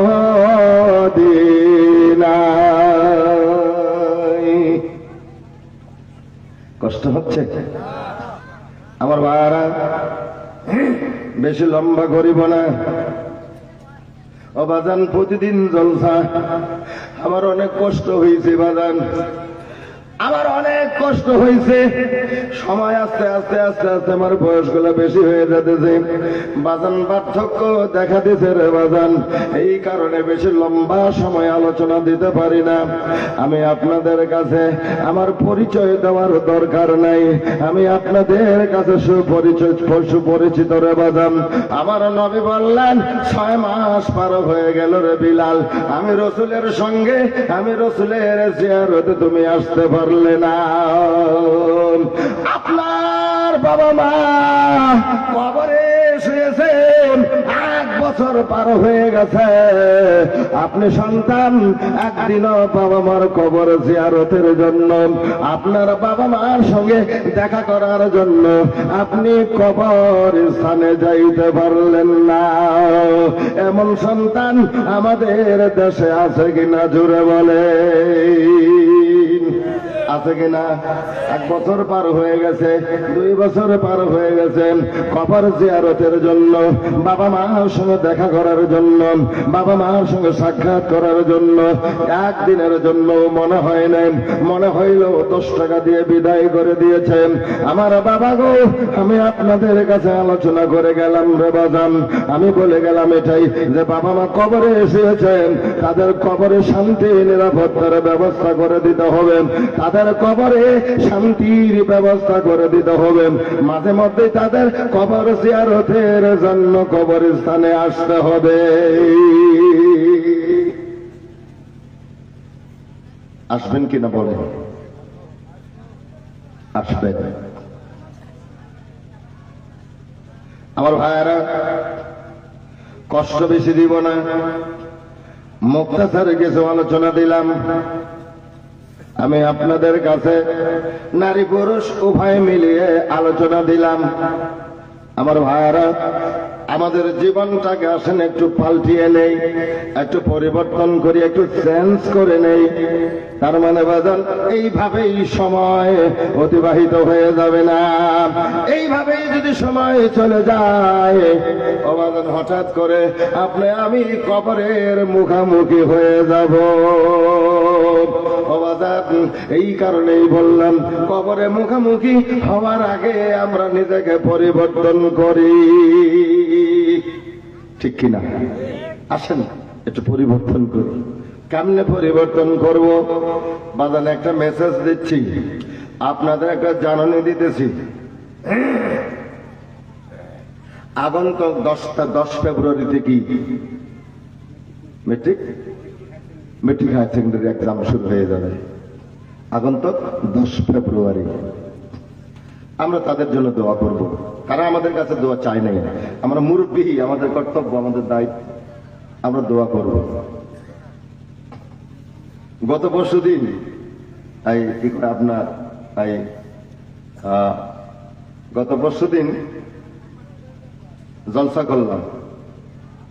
জলসার পরে জলসা করলাম, এই যে কি কয় আপনার, এই যে সাইনবোর্ড পার হয়ে ওই যে আপনার হাতুগাঁও আছে যে, হাতগাঁওতে ভিতরে ভিতরে একটু বাবুর ভিটায় মানুষগুলো সব আহলে সুন্নাতুল জামাতের আকীদার মানুষ। তো কালেকশন হলো, কবরস্থানে কালেকশন করলাম, কালেকশন হয়ে গেল। তো মহিলা প্যান্ডেল থেকে অনেক টাকা কালেকশন আইছে, অনেক টাকা কালেকশন আইছে। তা আমি বললাম, ওরা এসে কইতেছে আমার কাছে, হুজুর এই যে এত টাকা, মানে 2 হাত ভরে গেছে, একবার 2 হাতে টাকা হয় না, এতগুলো টাকা দিচ্ছে মহিলারা। হুজুর ওদের মহিলাদের জন্য একটু দোয়া করে। তা আমি কইলাম মহিলাদের জন্য দোয়া করবো, মহিলা তো আমার একটা আপেল খাওয়ার 10টা টাকাও দিল না। মস্কারি করে করছি। কোন মহিলা তো 10টা, হুজুর একটা আপেল কিনে খায়েন, একটা পান কিনে খায়েন, কেউ তো কইল না আমারে। ওদের জন্য দোয়া করে দিলাম। তারপরে দেখি যে মহিলারা 3000 টাকা তুলে পাঠিয়ে দিচ্ছে। আল্লাহু আকবার বলেন, আল্লাহু আকবার। তারপরে পুরুষ মানুষগুলো দেখি যে 100 টাকা, 200 টাকা, 102 টাকা, হুজুর একটা আপেল খায়, এটা আপেল শুরু হয়ে গেল। হুজুর একটা পান কিনে খায় না, 1 কিলো পান খায় না। বললাম বেটা 1 কিলো পানের দাম 20 টাকা, তুমি 100 টাকা দিছো, আমি একটা পান খাবো 4000 টাকা লাগে পান খাইতে। হুজুর পান খাবেন, আপেল খাবেন, এরোটা খাবেন। আল্লাহু আকবার। বাজানো কবরস্থানে কালেকশন হলো, ওইখানে মানুষ প্যান্ডেল, এরকম প্যান্ডেল একদম লোড। আল্লাহু আকবার। ওরা আমারও দাওয়াত দিয়ে দিছে, হুজুর আপনি যতদিন বেঁচে আছেন অতদিনের জন্য নির্দিষ্ট আপনি মুখ্য অতিথি। আল্লাহু আকবার বলেন, আল্লাহু আকবার। এই যে এলাকায় যে জলসা হয়, জলসাগুলোর মধ্যে হয়তো আপনারা আমারে ডাকেন, বাইরে থেকে বক্তা আসে, তারপরে আপনারা আনসার হিসেবে ওয়াজ শুনেন, ঠিক না? কথা কয় ঠিক না? ঠিক। আচ্ছা, অনেক মানুষ এই না আছে, অনেক মানুষ এইখানে আছে, আমার কথাগুলো হয়তো রেকর্ড করে নিতেছে, ওটা আবার বাইরে যায় লাগাই দেবে। কথা বুঝেন নাই? আমার কথাগুলো এনে রেকর্ডিং করে নিতেছে, নিয়ে যায় ওনার যে পার্টনার আছে, পার্টনারের কাছে দিবে। ওই তোর পার্টনারের জন্য আমি ভয় করি না। আল্লাহ রসুলের কথা বলবো ভয় আছে? কোরআন হাদিসের কথা বলবো ভয় আছে? আমি বলছিলাম, ওয়াজ করছিলাম একটা, আল্লাহর 3000 নাম, এটা একটা ওয়াজ দিয়েছিলাম 4 বছর আগে। আমার বিরুদ্ধে আলেম ওলামা সব খাইতে গেল না, কোন 3000 নাম, আমরা দিই 99টা। উনি মানে হ্যাঁ, ওনার মাথা ঠিক নাই, এরকম কথা বলছে, ওনার মাথা ঠিক নাই। আচ্ছা, উনি এখন যা পায় তাই কয়, এরকম কইছে। কনে আছে, কনে 3000 নাম আছে। বাজান আমি আবার দেখাই দিলাম একটু, তোর যদি সন্দেহ হয় আমারে জিজ্ঞেস কর, নাকি আমারে জিজ্ঞেস কর, আল্লাহ 3000 নাম কই আছে। আজ থেকে 850 বছর আগে, সুবহানাল্লাহ কয়, আরো জোরে বলুন সুবহানাল্লাহ। 850 বছর ওই তফসিরের বয়স। নাম হলো তফসিরের, কোরআনের তফসিরের নাম হলো রুহুল বায়ান। আল্লামা ইসমাইল হাক্কি বুরুজি হানাফি রাহিমাহুল্লাহ, এটা হানাফি মাযহাবের প্রসিদ্ধ একটা তফসির গ্রন্থ। জুড়ে বলুন সুবহানাল্লাহ। ওইখানে লেখা আছে, বিসমিল্লাহির রহমানির রহিমের তফসির করতে গিয়ে, আল্লাহ শব্দের ব্যাখ্যা দিতে গিয়ে উনি বলেছেন আল্লাহ পাকের 3000 নাম। এটা আমি আমার বাপের ঘর থেকে তো আনি নাই। তুই কানা, তুই দেহস নাই, তুই দেই গিয়ে তারপরে কথা কবি, ঠিক কিনা? জোরে বলেন ঠিক কিনা? তোর জানা নাই কারণে আর মানুষ জানবো না, কথা কর না কা? তোমার ওটা জানা নাই, এটাকে আর মানুষ জানবো না। তুমি যেটা জানো না সেটা কি অন্য মানুষ জানে না? ও বাবা, 1000 নাম, 1000 নাম দিয়েছেন আল্লাহ ফেরেশতা জগতে। ফেরেশতারা আল্লাহ ওই 1000 নামের তসবিহ পাঠ করছে। 1000 নামের তসবিহ ফেরেশতারা পাঠ করছে। 1,24,000 পয়গম্বরদের মধ্যে 1000 নাম দিছে আল্লাহ। 1,24,000 পয়গম্বর আল্লাহ 1000 নামের তসবিহ পাঠ করছে। কত হইল? কথা কয় না, হিসেবই করে নাই। কত হইল? জোরে কন, কত হইল? 2000। তৌরাতের মধ্যে 300, জবুরে 300, ইনজিলে 300, কত হলো? কত হলো? ওই যে 900 হলো। 2900, 29 হলো না? বুঝেন নাই? তাহলে ওরা আগে হয়েছে 2000, পরে হইল তৌরিতে 300, জবুর শরীফে 300, ইনজিলে 300, কত হইল? 2900। আর কোরআন শরীফে আছে 100 মধ্যে 99টা লেখা আছে, 100 মধ্যে 99টা লেখা আছে। তাহলে একটা কম হইল, কোরআন শরীফের মধ্যে ওই একটা কোরআন শরীফের মধ্যেই আছে, যেটা পেশাবরা কানে কানে কয়ে দেয়, কথা কয় না। সুবহানাল্লাহ গান। আপনি আমার মুরিদ হন, আমি কানে কানে কয়ে দিবি, কিন্তু এমনি আপনি অন্য পীরের মুরিদ, আপনি কবেন হুজুর নামটা একটু কয়ে দেন, এটাও হবে না।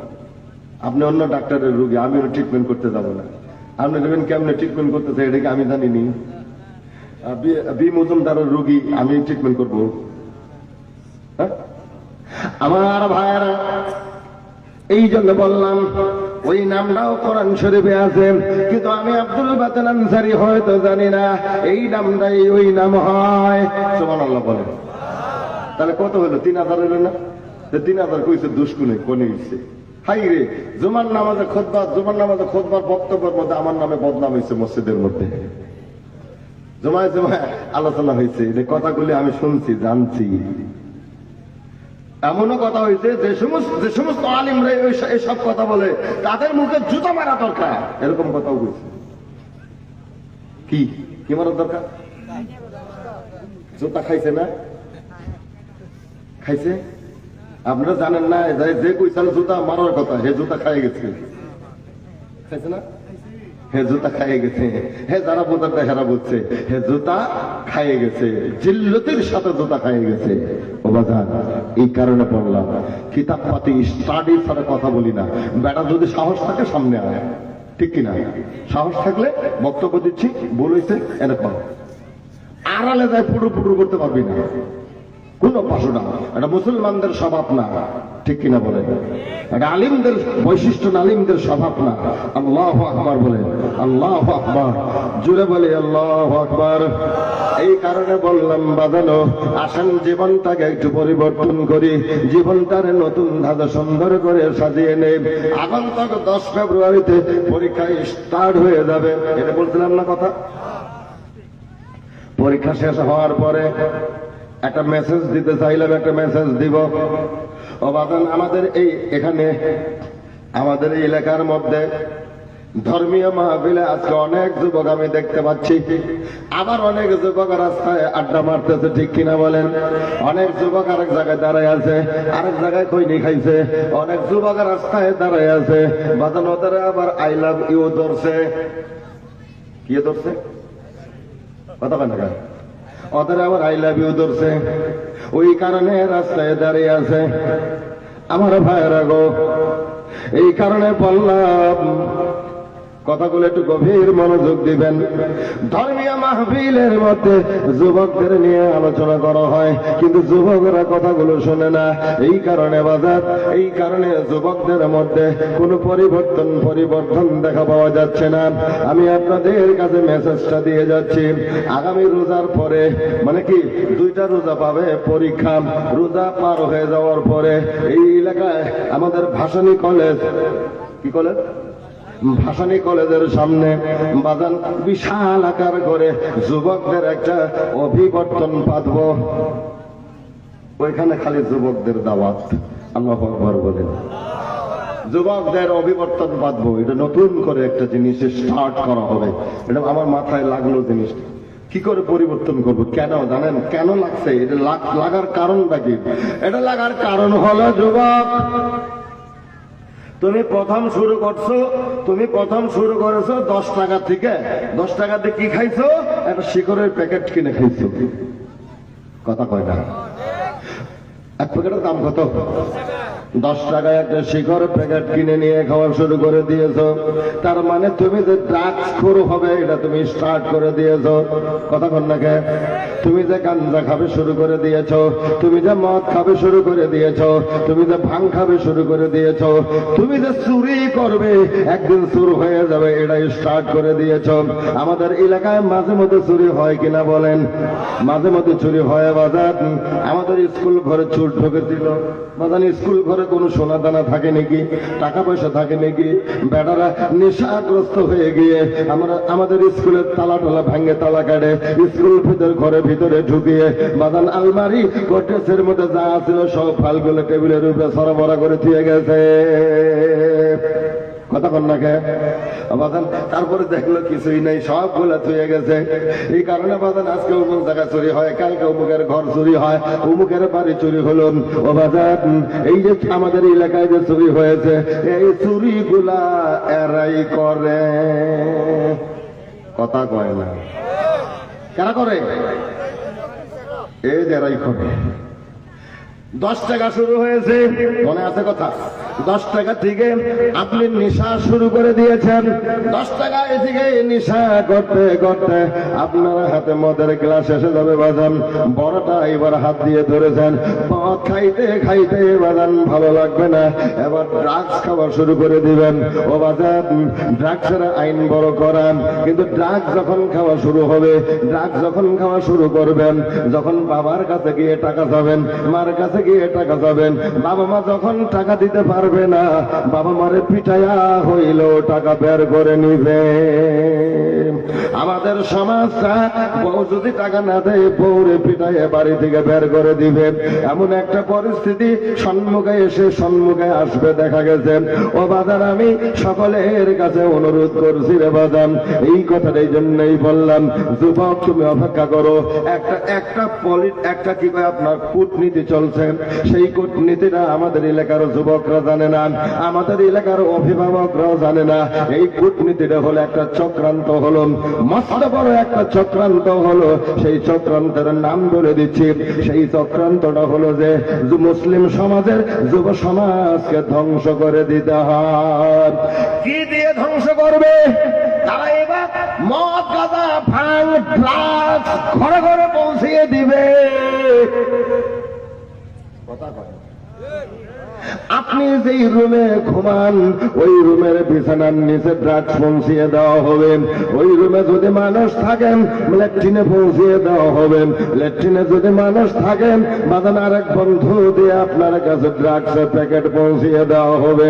ও বাজান, এই কারণেই যে যুবকদের ধ্বংস করে দিতে পারলে জাতি ধ্বংস হয়ে যাবে। তাদের টার্গেট হলো মুসলিম যুবকদের ধ্বংস করে দিতে হয়। মুসলিম যুবক ধ্বংস হয়ে গেলেন, মুসলিম জাতি ধ্বংস হয়ে যাবেন, জাতির আর কিছু থাকবে না। এই কারণে বলছি বাদাম, আমরা যুবকদের অভিবর্তন করব, যুবকদের অভিবর্তন করিয়ে বাদাম আমাদের যুবকদেরকে আলোচনা দিয়ে পায়ে থেকে শুরু করে মাথা পর্যন্ত, মাথায় থেকে শুরু করে পা পর্যন্ত এদের বুঝিয়ে বুঝিয়ে বাদাম আমাদের সমাজটাকে সংস্কার করতে হয়। যুব সমাজ যেই দিকে যাবেন, দেশের রাজনীতিও ওই দিকেই যাবেন। যুব শক্তি যেদিকে যাবেন, গ্রামের সমাজের সক্রিয় সমাজটা ওই দিকেই যাবেন। যুব সমাজ যদি পাল্টিয়ে যান, আমাদের সমাজও পাল্টিয়ে যাবে। ঠিক কিনা বলেন আমার ভাইরা? এই কারণেই বললাম, যুবক, তোমার ধ্বংস করে দেওয়ার কারণে গোপনে চক্রান্ত হচ্ছে, তুমি জানো না। তোমার হাতে ড্রাগস পৌঁছিয়ে দিবে, ইনজেকশনের সিরিঞ্জ তোমার ঘরে ঘরে ডোর টু ডোর পৌঁছিয়ে দিবে। বাজানো এবার ইনজেকশনের সিরিঞ্জ দিয়ে যে তোমার পয়জন দিয়ে তোমার শেষ করে দিবে। ও বাজান, তুমি জানো না তোমার জীবনের কত দাম। ও বাজান, ওরা যখন বাইক চালায়, ওদের বাইক দেখলে আমার ভয় লেগে যায়। কেনার দিয়ে গাড়ি লাহে লাহে চালাই দেয়, মনে মনে ভাবি আমি লাহে লাহে চালাইলে কি হবে, ওরা যদি পিছন থেকে আমারে মাইরে দেয়। কথা কয় না, কয়টা না গাছে উঠে মরা গেল। কথা কন না, গায়ে যুবক, তোর জীবনের দাম তুই জানস? তোর জীবনের কত মূল্য এটা তুই জানস? তুই বুঝস কি তোর জীবনের কত দাম? এই কারণে আমি বলছি যুবকদেরকে, যুবকদের অভিবর্তন করব, এর পিছনে আমরা লক্ষ লক্ষ টাকা খরচ করব, বাস তাও আমাদের যুবকদেরকে আমরা ফিরিয়ে আনবো। আমাদের যুবকদেরকে সেই দিন দেখলেন না, আমাদের মুসলমানের ঘরের এক সন্তান, মুসলমানের ঘরের এক কৃতি সন্তান 11 বছর বয়স রাষ্ট্রীয় পদক পেয়েছে। আল্লাহু আকবার বলে। মুসলমানের ঘরের সন্তান 11 বছর বয়স, 11 বছর বয়সের এক সন্তান রাষ্ট্রীয় বঁটা প্রাপ্ত হয়েছে। সুবহানাল্লাহ আসতে হবে না জোরে হবে? আরো জোরে বলেন সুবহানাল্লাহ। এটা আমাদের ঘরের সন্তান রাষ্ট্রীয় বঁটা পেয়েছে। বয়স কত? 11। আমি আপনাদের শত্রু নই, আমি আপনাদের বন্ধু। আমি জাতিকে গড়তে চাই, আমি জাতি গড়তে চাই, জাতি ধ্বংস করতে চাই না। অ্যালার্ট করে দিলাম, হুঁশিয়ার করে দিলাম, সাবধান করে দিলাম যে তোমার ঘরে ঘরে তুমি যেখানে থাকো প্রয়োজন বোধে তোমার বালিশের ভিতরে হলো ড্রাগস ঢুকিয়ে দিবে। মনে রাখবে কথাগুলো। আজকে আমি মেসেজ দিয়ে গেলাম। এই কারণে আমি অনেক চিন্তা ভাবনা করেছি একলাই। হঠাৎ করে আমার মাথার মধ্যে কথাটা ঢুকে গেল, যুবকদের অভিবর্তন পাঠব। অভিবর্তন কইলাম, অভিবর্তন, অনেকে অভিবর্তনটাই বুঝে না, অভিবর্তনটা কি শব্দ এটাই বুঝে না। তো যাই হোক, আমি কয়েকজন শিক্ষিত মানুষের সাথে পরামর্শ করলাম, কয়েক হুজুর খুব ভালো পদক্ষেপ নিয়েছেন, এটা করেন, আমরাও সহযোগিতা করব। আপনারা কি করেন? আপনারা কি করেন? সকাল 8টায় থেকে আমরা প্রোগ্রাম শুরু করব, 4টে পর্যন্ত প্রোগ্রাম শেষ দেব। এতে আমরা অনেক যুবকদেরকেও আমরা ওইখানে বক্তব্য রাখার জন্য আমরা সুযোগ দিব। সম্পূর্ণ কলেজ ফিল্ড আমরা প্যান্ডেল করবো, সম্পূর্ণ ফিল্ড আমরা প্যান্ডেল করবো। প্যান্ডেল করে নিয়ে প্যান্ডেলের নিচে আমরা এরকম খেয়ার দিব না, আমরা চেয়ার দিব। 10,000 চেয়ার লাগলো, আমরা 10,000 চেয়ারই দিব। চেয়ার দিয়ে সুন্দর করে বসে বা স্টেজটা অনেক উন্নত করে আমরা স্টেজটা তৈরি করি, যুবকদের অভিবর্তন দিব আমরা। এটা এমন একটা পর্যায়ে আল্লাহ যেন নিয়ে যায়, আপনাদের দোয়া আশীর্বাদ নিয়ে বলছি, আল্লাহ যেন এমন একটা পর্যায়ে নিয়ে যায়, আমাদের এই যুব অভিবর্তনটা যেন আমরা স্টেট লেভেলেও নিয়ে যেতে পারি। জুড়ে বলুন আল্লাহু আকবার। সবাই জুড়ে বলি আমিন। আমার ভাইরা, আমি যুবকদের শত্রু নই, যুবকদের বন্ধু। এই কারণে বললাম, যুবক তুমি জানো না তোমার পিছনে কত মানুষ লেগে গেছে। এই কারণে বললাম যে তোমাকে ধ্বংস করার কারণে বাজান পাওয়ারফুল ব্যক্তিরাও তোমার পিছনে লেগে গেছে। তোমাকে নষ্ট করতে হয়, জাতিকে নষ্ট করতে হয়। জাতির যখন শিক্ষা নষ্ট হয়ে যাবে, ওটা জাতি ফকির হইতে সময় লাগবে, কথা কয় না। জাতির মধ্যে যখন শিক্ষিত মানুষ থাকবে না, শিক্ষার হার যখন কমে যাবে, তখন ওই জাতির ফকির, ওই জাতির ভিক্ষু হইতে আর বেশি সময় লাগবে না। অপেক্ষা করো, আসতেছে, সময় এসে গেছে। আমার ভাইরা, এই জন্য বলছি আমি আপনাদের অনুরোধ করে বলছি, সব অভিভাবক একটু সোচ্চার হন, একটু সুযোগ নেন, আপনি একটু খবর নেন আপনার সন্তান কি করে, আপনার সন্তান কোথায় যায়, একটু খবর আমরা সবাই নিব ইনশাআল্লাহ। মাস জাতির সাথে কিছু কথা বলে গেলাম। আল্লাহ বানাইলাম কত জাতি, চলে না তার প্রেম প্রীতি। আল্লাহ বানাইলাম কত জাতি, চলে না তার প্রেম প্রীতি। ওরে মানুষ বানাইল আল্লাহ প্রেমের কারণে, প্রেমের ডোরে বান্ধর মন মদিনার শোনে। হাইরে প্রেমের ডোরে বান্ধর মন মদিনার শোনে। ওরে নূর নবী বানাইছে আল্লাহ প্রেমের কারণে, নূর নবী বানাইছে আল্লাহ প্রেমের কারণে। প্রেমের ডোরি বান্ধর মন মদিনার শোনে। হাইরে প্রেমের ডোরি বান্ধর মন মুর্শিদের শোনে। বলি না একবার আল্লাহু আকবার। এই যে মুর্শিদের কথা কইলাম, লাগিয়ে গেল কারো আমার ভাইরা, আসেন সামনে বাড়ি। কষ্ট হইতেছে, খারাপ লাগতেছে আমার বন্ধুরা। এই জন্য বললাম, আমার আল্লাহ মানুষ তৈরি করেছেন কি জন্য জানেন? আমার আল্লাহর ইচ্ছা হলো, আমার আল্লাহ জিন বানাইলো, আল্লাহর আশা পুরা হলো না, আল্লাহর সাথে আল্লাহর আসল উদ্দেশ্য পুরা হলো না। এবার আল্লাহ জিনকে বাদ দিয়ে আল্লাহ মানুষ বানাইলেন। কেন রে জানেন? মানুষের সঙ্গে আমার আল্লাহ প্রেম ভালোবাসা করার কারণে, মানুষের সঙ্গে আল্লাহর গভীর সম্পর্ক তৈরি করার কারণে আমার আল্লাহ মানুষ বানাইছে। আল্লাহু আকবার বলে, আরো জোরে বলে আল্লাহু আকবার। এই কারণে বললাম বাজানো, মানুষ বানাইছে আল্লাহ প্রেমের কারণে, প্রেমের ডোরি বান্ধরা মন মদিনার সনে, হায়রে প্রেমের ডোরি বান্ধরা মন মদিনার সনে। আল্লাহ এবং রসুলের সঙ্গে প্রেম ভালোবাসা করো, আল্লাহর ভালোবাসা করো।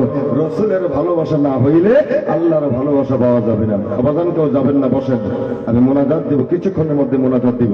আপনাদেরকে নিয়ে বেশি মেহনত দিব না, বেশি লম্বাও করবো না, কারণ আমাদের তো প্রতিদিন জলসায় যেতে হয়। আগামীকাল জলসা আছে যে লক্ষ্মীপুর পার হয়ে চুনারিতে, আমার বাদান ওখানে যাবো আগামীকাল, তারপরের দিন, তারপরের দিন রেগুলার। এখন গলা আমরা দোয়া করছেন, গলা কোলাইতেছে, নইলে বাদানের সম্ভব নয়।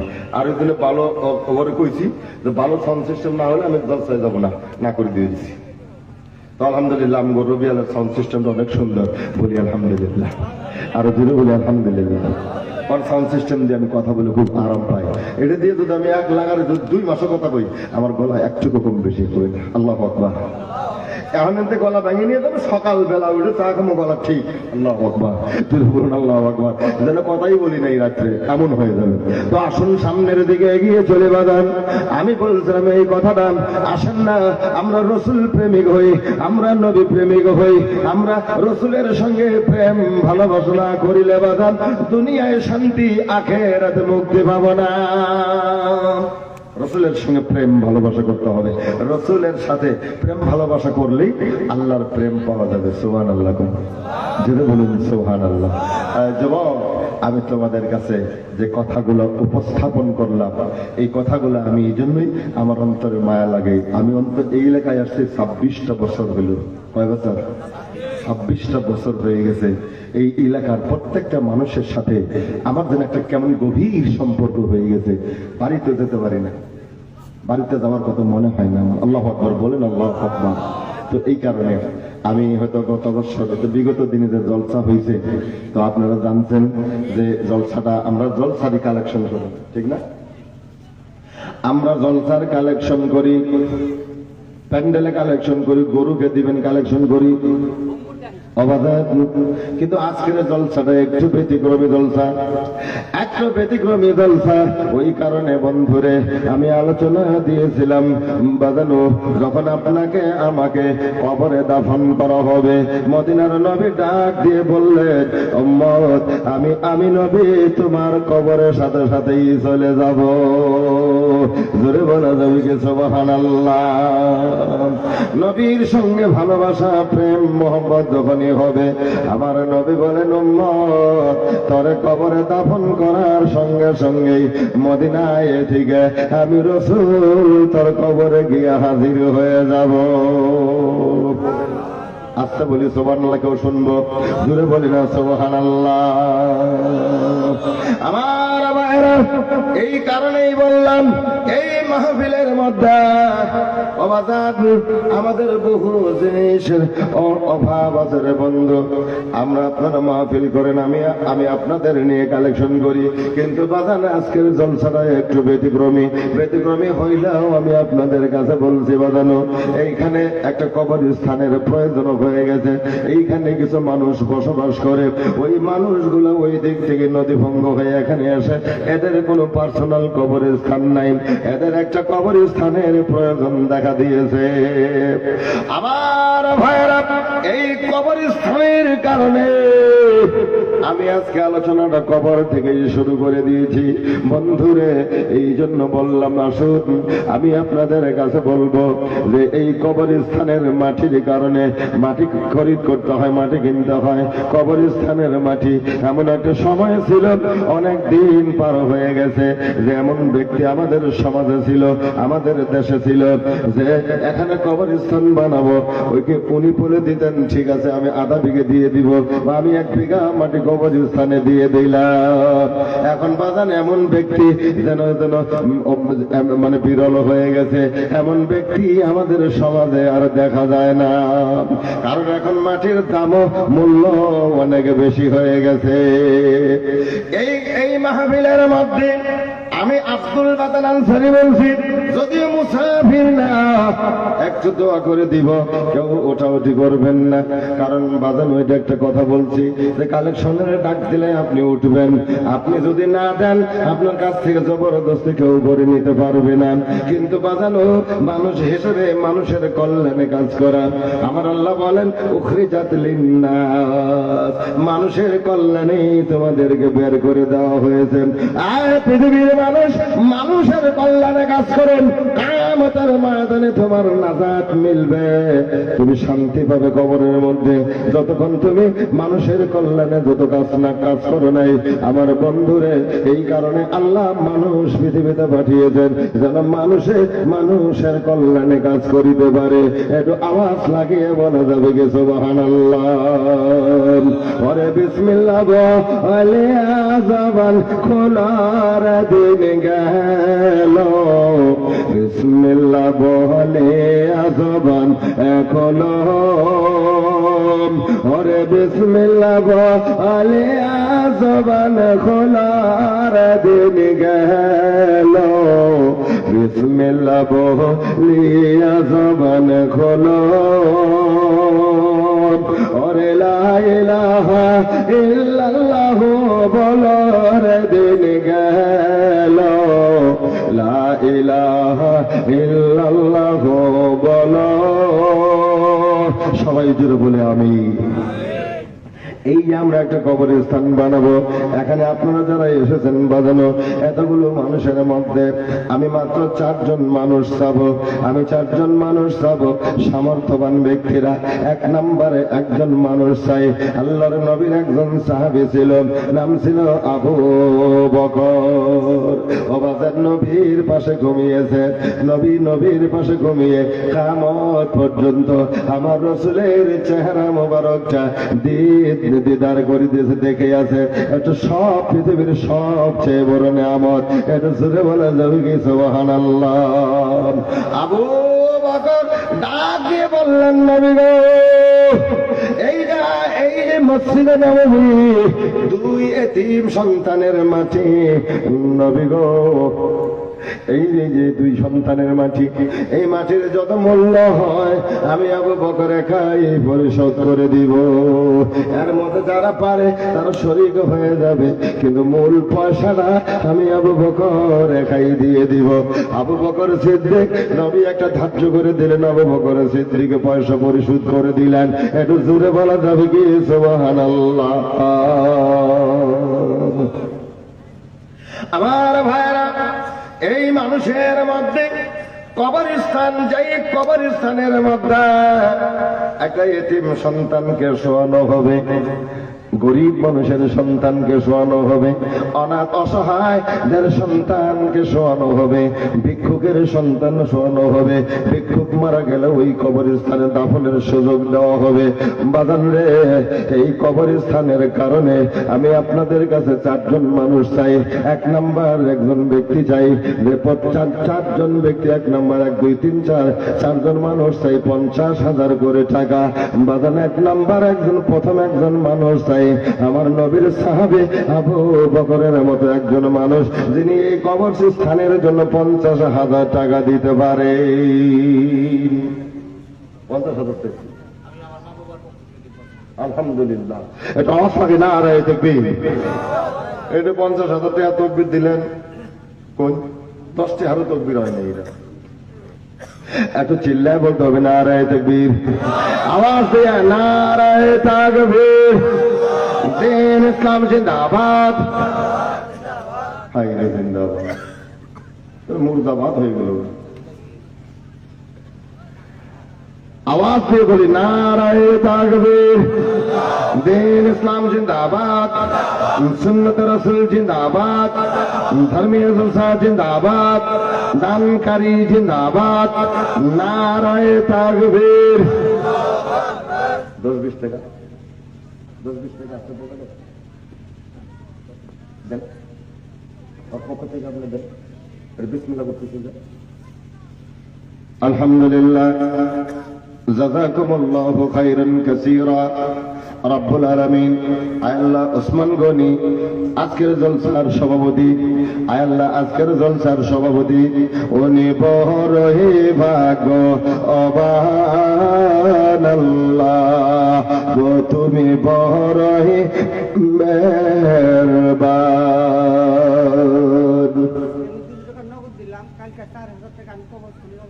আলহামদুলিল্লাহ আনসার আলী রব্বুল আলামিন আল্লাহ তুমি বড়ই মেহেরবান। আয় আল্লাহ এই যে শান্তি করা রব্বুল আলামিন আমি রব্বুল আলামিন ওর সন্তান আছে সব আমার মুরিদ আমি চিনি, আপনি ঠিক আছে পরে তুমি বসো। রব্বুল আলামিন আল্লাহ ওসমান গনি নামে আল্লাহ তোমার মহব্বতে ভরে, রব্বুল আলামিন নবীর মহব্বতে ভরে আল্লাহ তার বাবা মার নামে 50,000 টাকা কবরে দান করে কবরস্থান বানানোর কারণে দান করেছে। ওগো আল্লাহ এই দান দেখো না চাহিয়া তোমার দরবারে দাও কবুল করিয়া, কি নিয়তে দান দিল তাহা জানি না, কবুল করিও আল্লাহ ওসমান গনির মনের বাসনা। একটু সবাই জুড়ে বলে আমিন। মাওলারে তুমি নৈরাশ করিও